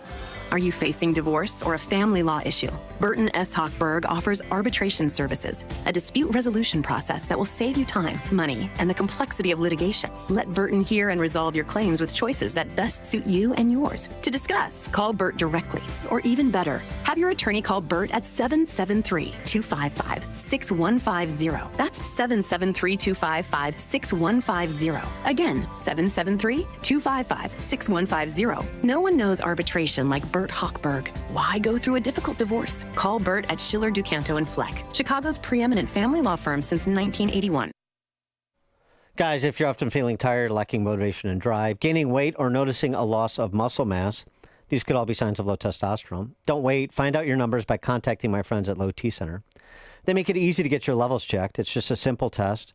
And with their on-site lab, you get your results back right there. Low T Center is not a typical doctor's office. Their health providers specialize in treating low T with personalized testosterone replacement therapy, or TRT, for each patient.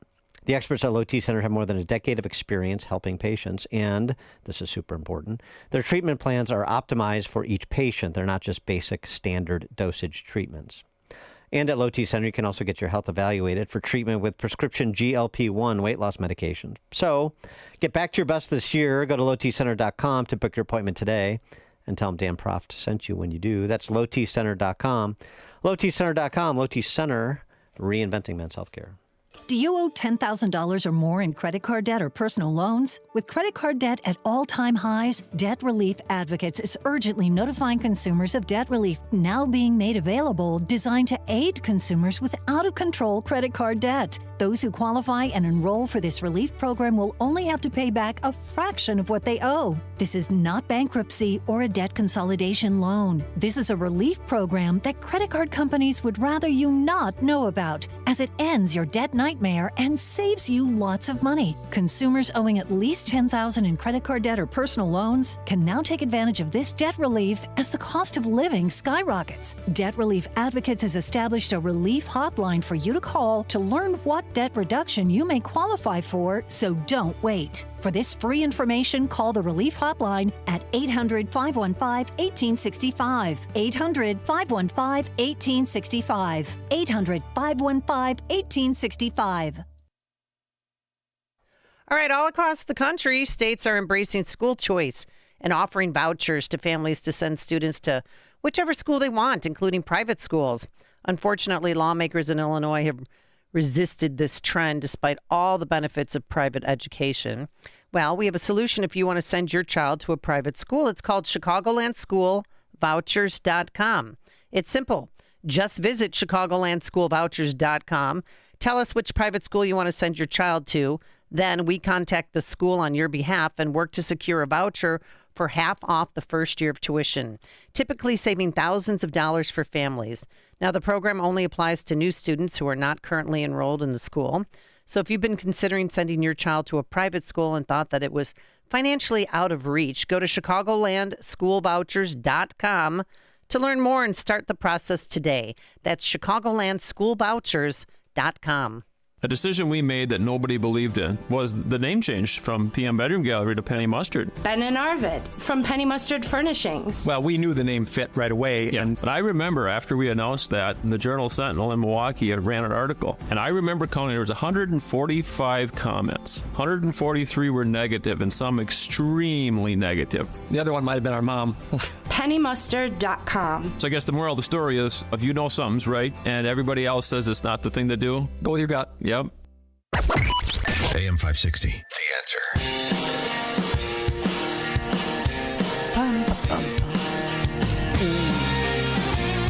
Top of the morning, Dan and Amy. We were talking about hardened criminals a little bit earlier, just in terms of big blue cities that are completely unserious about public safety. And they will continue to be, despite the pivot that the new Marxist Party is attempting.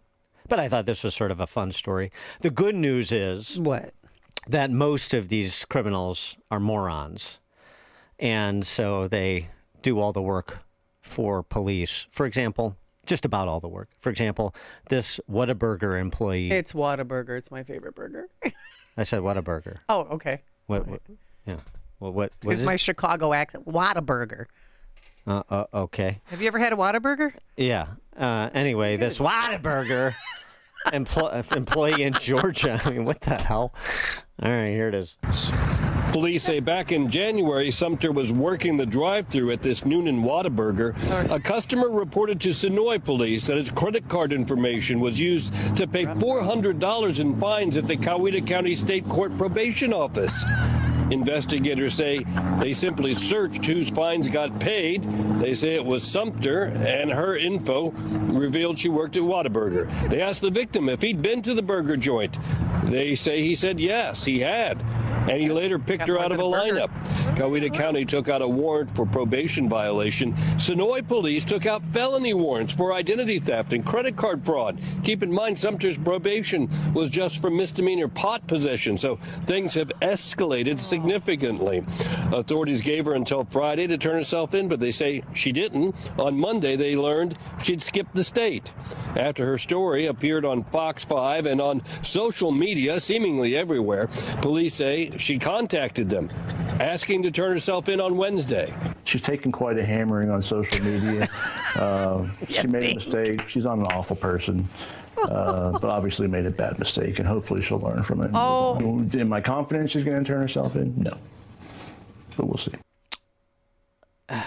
This is what happens when Barnard graduates enter the real world.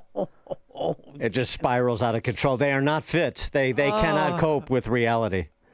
Yeah, 25-year-old Whataburger cashier and Barnard graduate. I'm assuming, I don't know for sure, but I'm assuming probably before all said and done will be facing the death penalty the way she's going. She doesn't know when to stop. All right, coming up on Chicago's Morning Answer. Bill Murray makes an appearance on Joe Rogan's podcast and lists off the most famous sons of Wheaton, Illinois. Did I make the list? Yes. At 8:38. I can't wait to find out. But first, we have to stop by that newsroom. Mike, are you feeling okay? You sound do you have laryngitis, or are you sick, or what's going on? I have no idea. I've never heard you talk like this. That's okay. Mike and you never will Bad again. boy Mike Scott. You never will again. 8:31 on AM 560. The Answer. Southern and central parts of the plains set to be hit by hit by weather throughout the Midwest. Sierra Nevadas and the Rockies could get 12 to 24 inches of snow and then rain as it moves east. Ukrainian President Zelensky says his country is grateful for the U.S. support and there will be diplomacy for peace. It comes after Zelensky, President Trump, and Vice President Vance had a tense conversation last week on Friday. Israel is stopping humanitarian aid to Gaza after a ceasefire extension agreement was rejected by Hamas. South Carolina and North Carolina are dealing with wildfires. Nearly 5,000 acres have burned in South Carolina, 175 fires reported across the state. Opening statements are set today for the trial of the Highland Park parade shooter Robert Crimo III. 2 were killed in a fiery crash after a Tesla struck a home in Woodridge last night around 9 p.m. A woman is missing after a fire broke out at a townhome in Mundeline Sunday evening. Fire chief says firefighters could not make an entrance into that home because the second floor had collapsed. And American Airlines is putting in new technology at O'Hare to stop line jumpers. The airline is expanding technology to stop people from boarding before their assigned group. Now, when someone's boarding pass is scanned, before it's their turn to get on the plane, an alarm will go off. The technology is already in use at several other airports around the country. Bulls lost to the Pacers 127-112. Fighting Illini, big win over number 13 Michigan, 93-73. Cubs were 7-3 spring training losers to the Reds. They take on Arizona today, while the White Sox lost to the Dodgers. They take on the A's this afternoon. The news is a service of Low T Center. Look for personalized treatment like you'll get with the TRT experts at lowtcenter.com. A check of traffic and weather on the way next on AM 560. Taxes was not knowing your full financial picture. Now Taxes is getting and maximizing your refund all in one place. Credit Karma, where a TurboTax expert can do your taxes for you. They'll get you the most money back, guaranteed. Then you can do more with all that money, all in Credit Karma. Now this is Taxes. Intuit Credit Karma with TurboTax. Get started today. See guarantee details at turbotax.com/guarantees. Experts only available with TurboTax Live. Taxes was not knowing your full financial picture. Now Taxes is getting and maximizing your refund all in one place. Credit Karma, where a TurboTax expert can do your taxes for you. They'll get you the most money back, guaranteed. Then you can do more with all that money, all in Credit Karma. Now this is Taxes. Intuit Credit Karma with TurboTax. Get started today. See guarantee details at turbotax.com/guarantees. Experts only available with TurboTax Live. Salem News Channel is America's fastest growing conservative TV network. It's an absolute crazy day. Home to the largest lineup of free speech champions anywhere. Delivering in-depth insight and unapologetic opinion on today's biggest news stories. Americans aren't going to put up with this anymore. SNC brings you the news that matters, told with integrity and clarity. Watch Salem News Channel free 24/7 on your television. Stream now on Pluto TV.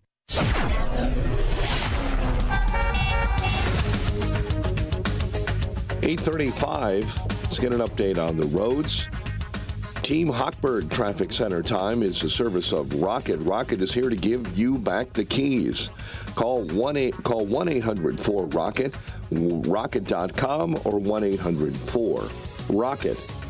Inbound Kennedy, 55 minutes. O'Hare into the Burns Circle interchange. Stevenson right now, 44 minutes from 355 into DuSable Lakeshore Drive. Outbound Dan Ryan, an earlier accident gumming up the works between the Circle and 18th. Chicago's Morning Answer with Dan and Amy continues next. AM 560 Weather Center forecast. Clouds and sun in 48. Clouds and a brief shower overnight, a low of 40. It's 35 right now. Next news at 9. Chicago's Morning Answer continues next on AM 560, The Answer. Now, from the Signature Bank Studios.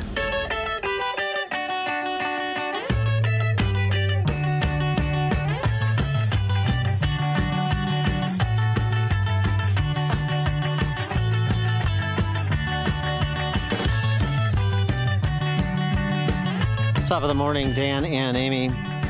Bill Murray on the Joe Rogan podcast. How about that? Awesome. Joe Rogan was sort of starstruck. Probably doesn't happen very much, but, Bill Murray is one of those seminal figures in entertainment. And he doesn't do a lot of interviews, I don't think. I mean... Did you say, what did you say about his publicist? Well, at a time... He had told me, because I've done a few events with him, that his publicist was deaf and blind. Really? She communicated through the computer. If you want to reach him, this is who you contact. Is that because he doesn't want to be reached? Is that sort Pretty of the much point? so, Dan. Yeah. Yeah. Well, interestingly, when he got there, I'm talking about Murray, got down to Austin, right? That's where Rogan does his podcast. And Kamala wouldn't travel for down there.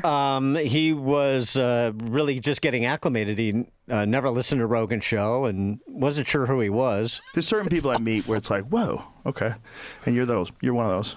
Well, I have a very different experience. I only know about you what I've heard. I've never heard your show. I had to ask you, are you Joe? Because I somehow I knew you were like in the fitness, and everyone out there seems to be a weightlifter. And you're out, or even Danielle seems like she did lower body today. But legs, you got to do legs. So it's nice to meet you, and people are are alternate. There's some people are very, very excited that I've gotten come down here to be on your show. So, well, you're an interesting guy. Other people are concerned for me. So. Oh, really? Yeah. Are they? So it was interesting because they got into Bob Woodward because, of course, Woodward did this sort of unauthorized biography on John Belushi. And I don't know that I've ever heard Murray speak to this before, but it sort of crosses over into politics because, of course, of all the books that Bob Woodward did, and he's so celebrated as, all the president's men, venerable newsman, truth teller, the one-man accountability mechanism for presidential administrations going back to Nixon. Well, that's not Murray's take after the job he did on his good friend John Belushi.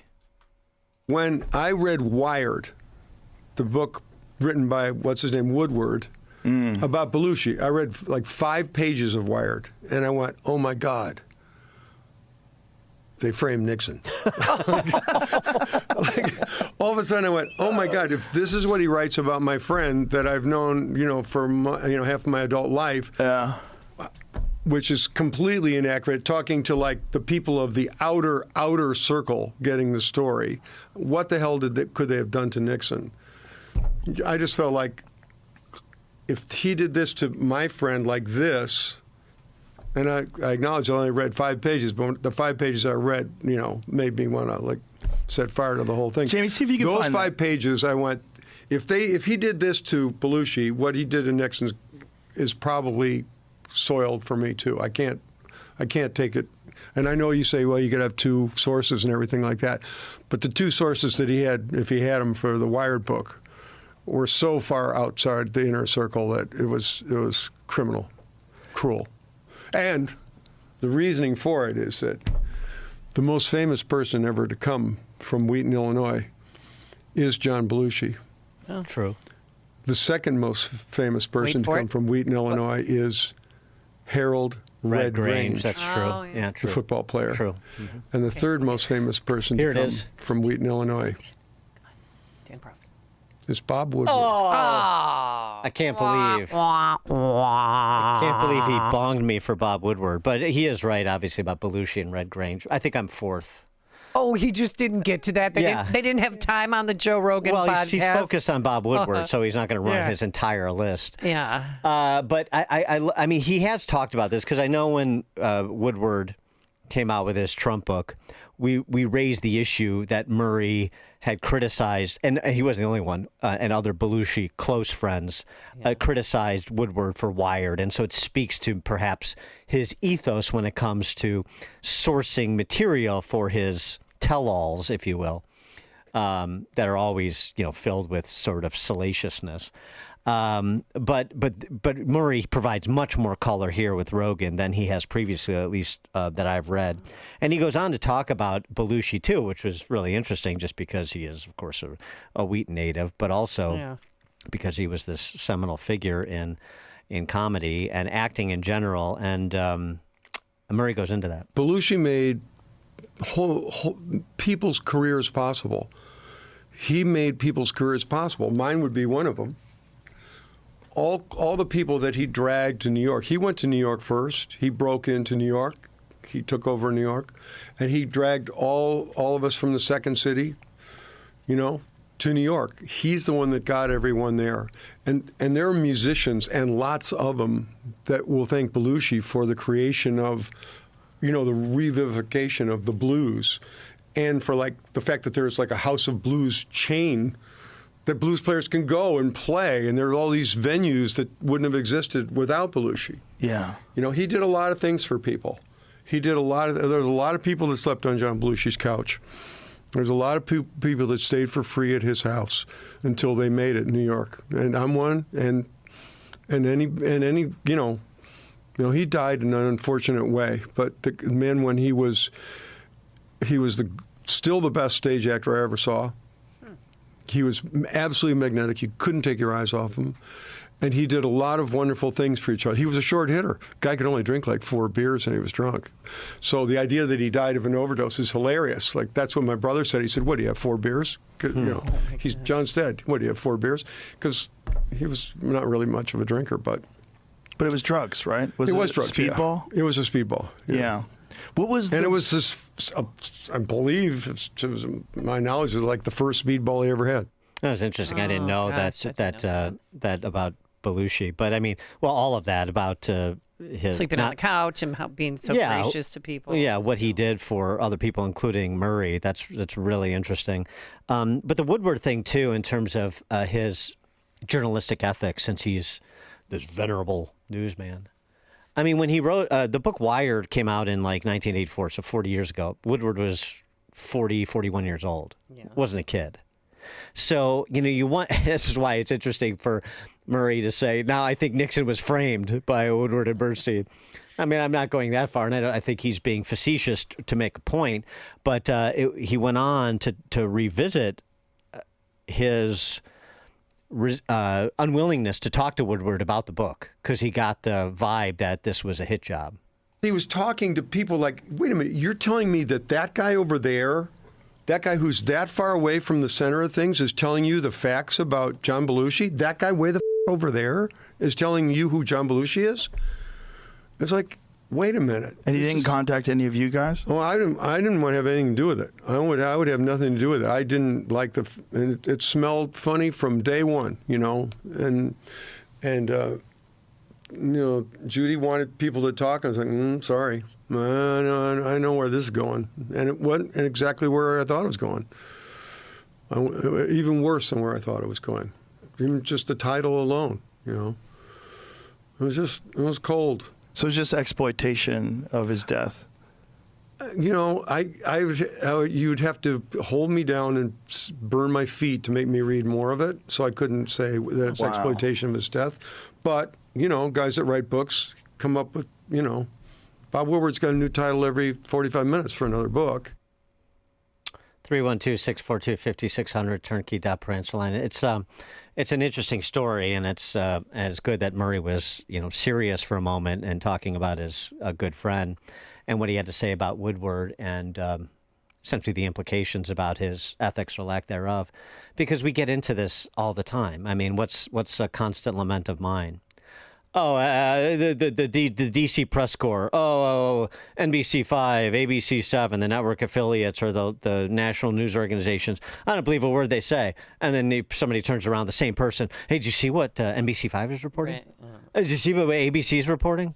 So on the one hand, you don't trust them and you don't believe them. But then when they say something salacious about someone you know or know of, then it's all of a sudden, did you see this? And you give them the benefit of the doubt, which you should not. Should not. In any instance now, after all that has been revealed, just in the last decade, but really, if you think about it, going back decades, about the groupthink in that industry, and the disposition of that industry to do the bidding of big government and purveyors of big government. The acceptable people are the cocktail set, and nobody outside of that. Kurt in Bolingbrook, you're on Chicago's Morning Answer. Dan, hey Dan, real quick, I know you're younger than I am, but Murray played Hunter S. Thompson in a movie where the buffalo roam and was making constant jokes about Nixon. So maybe he's doing that in reference to some of that stuff. That's a good point. Thanks for the call, Kurt. Actually, if I watched a little bit more, not the whole thing, but a little bit more of Rogan's interview with Murray, and Murray talks about seeing Hunter S. Thompson memorabilia in or around Rogan's studio, and how he says, like, basically something like, when I saw like Hunter Thompson's dog hair hat, I knew you couldn't be all bad. And he said, Murray went on to say, I actually gave Hunter Thompson that hat. Really? He loved that hat because we'd go out in the rain and it was made of dog hair, and then he'd come into a place and he'd smell like, a wet dog, and he would do the whole, like, what is that smell? What is that? Doing that whole thing. So he talked a little bit about that. Really interesting. Tom, Blue Island. Dan and Amy, happy Monday. Dan, I just wanted to comment how heartening it is to see, these old shibboleths and these old hacks. People finally, it's seemingly like they have the courage to come out and call these people out for the men without chests that they are. It's just heartening. I don't know if, I'm a big Trump supporter. I don't want to thank him for all of that, but it just seems like a lot of people have been strengthened to call these people out for what they are. Thanks for the call, Tom. I think it's a good point, and I think what you've seen happen, and it's still happening, is that Trump was a catalyst to move the cultural Overton window. So it's not him doing everything, but he's a catalyst that moved it to a place where people now feel comfortable to say things they know to be true and to take on what were sacred cows, knowing that there will be other people that back their play. Courage is contagious, just like cowardice. And I think that is happening. I mean, you see it even with we heard from Tiny Dancer on Bill Maher. I don't want to hear about bathrooms. I want to hear about classrooms. Would he have said that a year ago? No. Oh, heck no. No. He would have been destroyed. The cultural Overton window has moved. George in Naperville. Yes, Dan, you are Wheaton's blue-eyed devil of golf. You should have been recognized. Thank you very much, George. I appreciate the honorable mention. Well, we have some text messages coming in. Dan, you just missed the bronze. Fourth gets a certificate. Yay! Participation. Yay. Yeah, I'm not fourth. No. Probably like. Who's next? Is it bad that I forgot Bob Woodward was from Wheaton? Oh yeah, I didn't even remember no. that. I'm impressed that Murray pulled Red Grange. Yeah, that's certainly. Who Yeah, else? Wheatonians. I don't know. I'm trying to think. That really is. It's like Belushi. And, that's a lot. You guys have a lot. I mean, that's pretty strong. Well, it's showing. Belushi and Red Grange, and then it just sort of, then it just drops. It's like a precipitous drop. It's like, here's the, the pantheon, and then everybody else is just also random. Another question for you, Dan. Did Murray talk about Dan Aykroyd at all during the podcast? I didn't catch all 72 hours of it, or however long Rogan's podcasts are. They just keep going till they fizzle out. I mean, they don't stop. Some are 3 hours, some are 1 hour. No. They keep going well after they fizzled out. Oh, okay. I've watched enough of them to know. I listened to the J.D. Vance one, who I didn't know he had such a potty mouth, J.D. Vance, but I listened to that the whole way to Iowa, and I still wasn't done. Okay. It's like 3-4 hours. I looked up because I can't remember. Oh, John Drury. John. He lived in Wheaton though. But he's not from Wheaton. He moved. That's what I'm saying. So you conflate. And he yodeled, right? Like. No, that was Joel Daly. Joel Daly. Or John Daly. No, Joe Daly. Joel Daly. John Daly is a golfer. John Drury. John Daly is a golfer. Okay. With the flashy pants, got that. But see, I'm looking at this list. It's like this list of people from Wheaton, and it's like Robert McCormick. Somebody texted it. Yeah. Edwin Hubble, publisher of the Chicago Tribune. I guess that counts. I guess. Wes Craven. What Night of the Mare on Elm Street horror. He's from Wheaton? No, but he went to Wheaton College. Oh, see, no. How about that? Wes Craven went to Wheaton College. I didn't know that. Who would have ever thought that? That's interesting. I was looking to see because I'm trying to protect my position as in fourth place. Like Rick Santelli, the Godfather, the Tea Party revolt, CNBC. But he lives in Wheaton. I don't know that he's from Wheaton. What about that? I mean, I wasn't born in Wheaton, but I grew up in Wheaton. You got to grow up. Right. You have to go to elementary, high school. Yeah, at least high school. Yeah, you got to grow up. Maybe junior high. Another text message. Mike Scott, you need to go home and go to bed. Okay. Just sleep. All right. Apropos of nothing. I'm looking at this list and. Well, what else you got? No, I'm looking at. Let's see. Hold Should I dare to look up famous people from Mount Prospect? No, that'll be a short conversation. Hey. I don't think it'll be a conversation at all. All right, now I'm doing it. Famous. Yeah, I think Ralph Barger, who was a state legislator, is a mayor of Wheaton for a long time when I grew up. But did he grow up there though? Sam Skinner was Sam Skinner from Wheaton? He I think he was Wait, hold on. Sam Skinner. No. Grew up in Springfield. Well, and Wheaton graduated. He did go to high school in Wheaton. So Sam Skinner, Bush's Secretary of Transportation. Maybe. Yeah. No, I'd say I'm putting myself fourth. Actually, third. I think I'm better than Bob. Wow, Woodward. now you're going third. I'm third. Yeah, I don't care what Bill Murray says.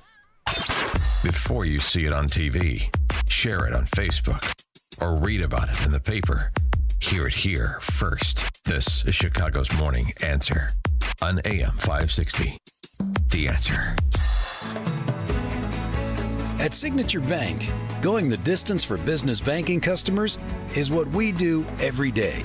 We understand that business owners have a strategic mission, a drive to succeed, a plan for growth, and don't have time to wait for a bank to respond.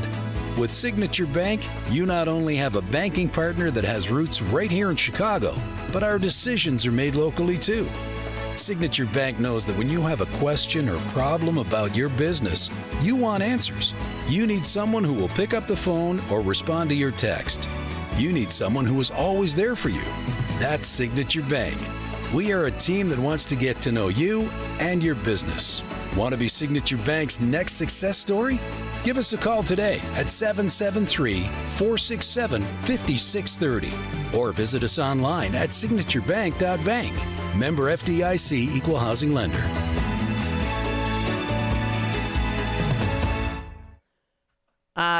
Lee DeWise, he's a rock singer. He's 38. He's from Mount Prospect. Hey, American Idol. Yeah. Yeah, I remember him.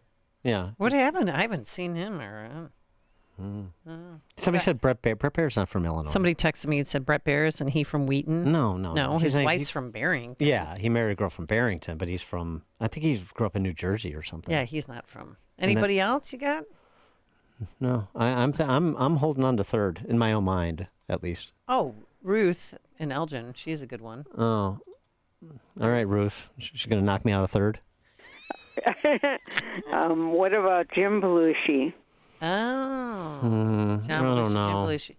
Well, he was pretty good. Famous. He had TV series and. Well, yeah, according to Jim, which was horrible. What? It was still on the air. That's a strike against him, actually. Well, I mean, it was according to Jim. I'll tell you what. Thanks for the call, Ruth. Knocking me out of third. What was the? I got somebody here. The movie that Jim Belushi made with John Ritter. It was really good, really funny. So I'm going to give Jim Belushi third place because of that movie he made with John Ritter. I think Company Men. Here, how about this?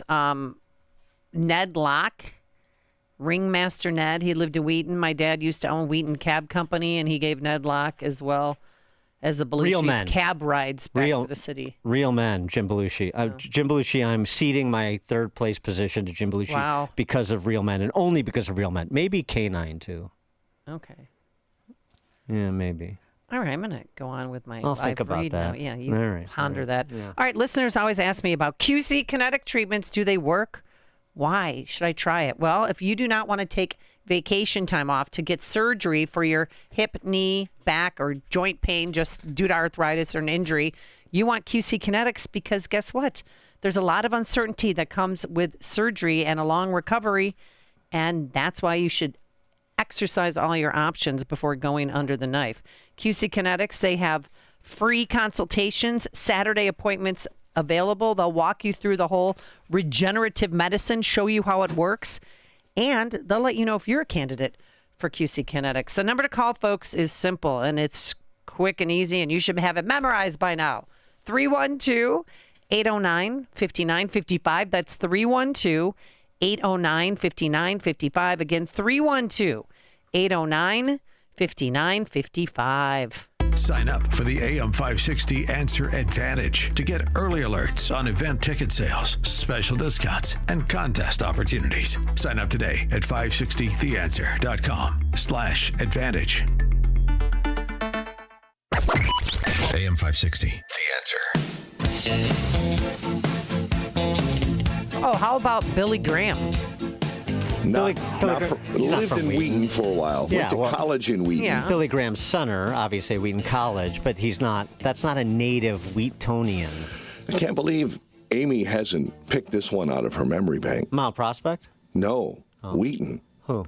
Went to the University of Iowa. Quarterback.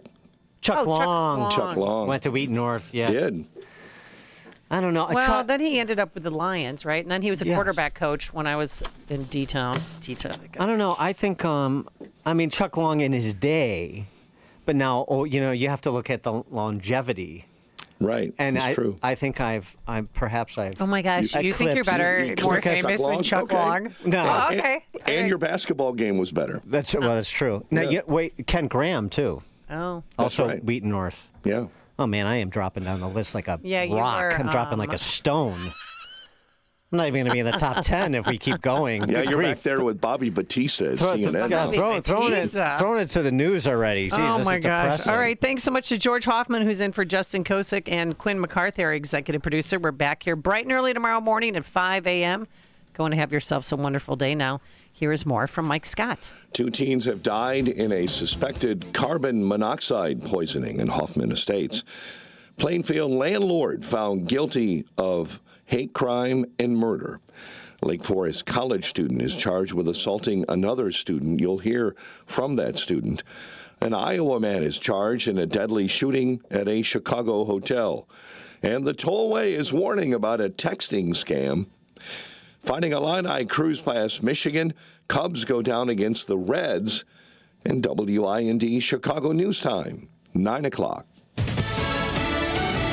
Picking up the pieces of the Ukraine deal that fell apart Friday.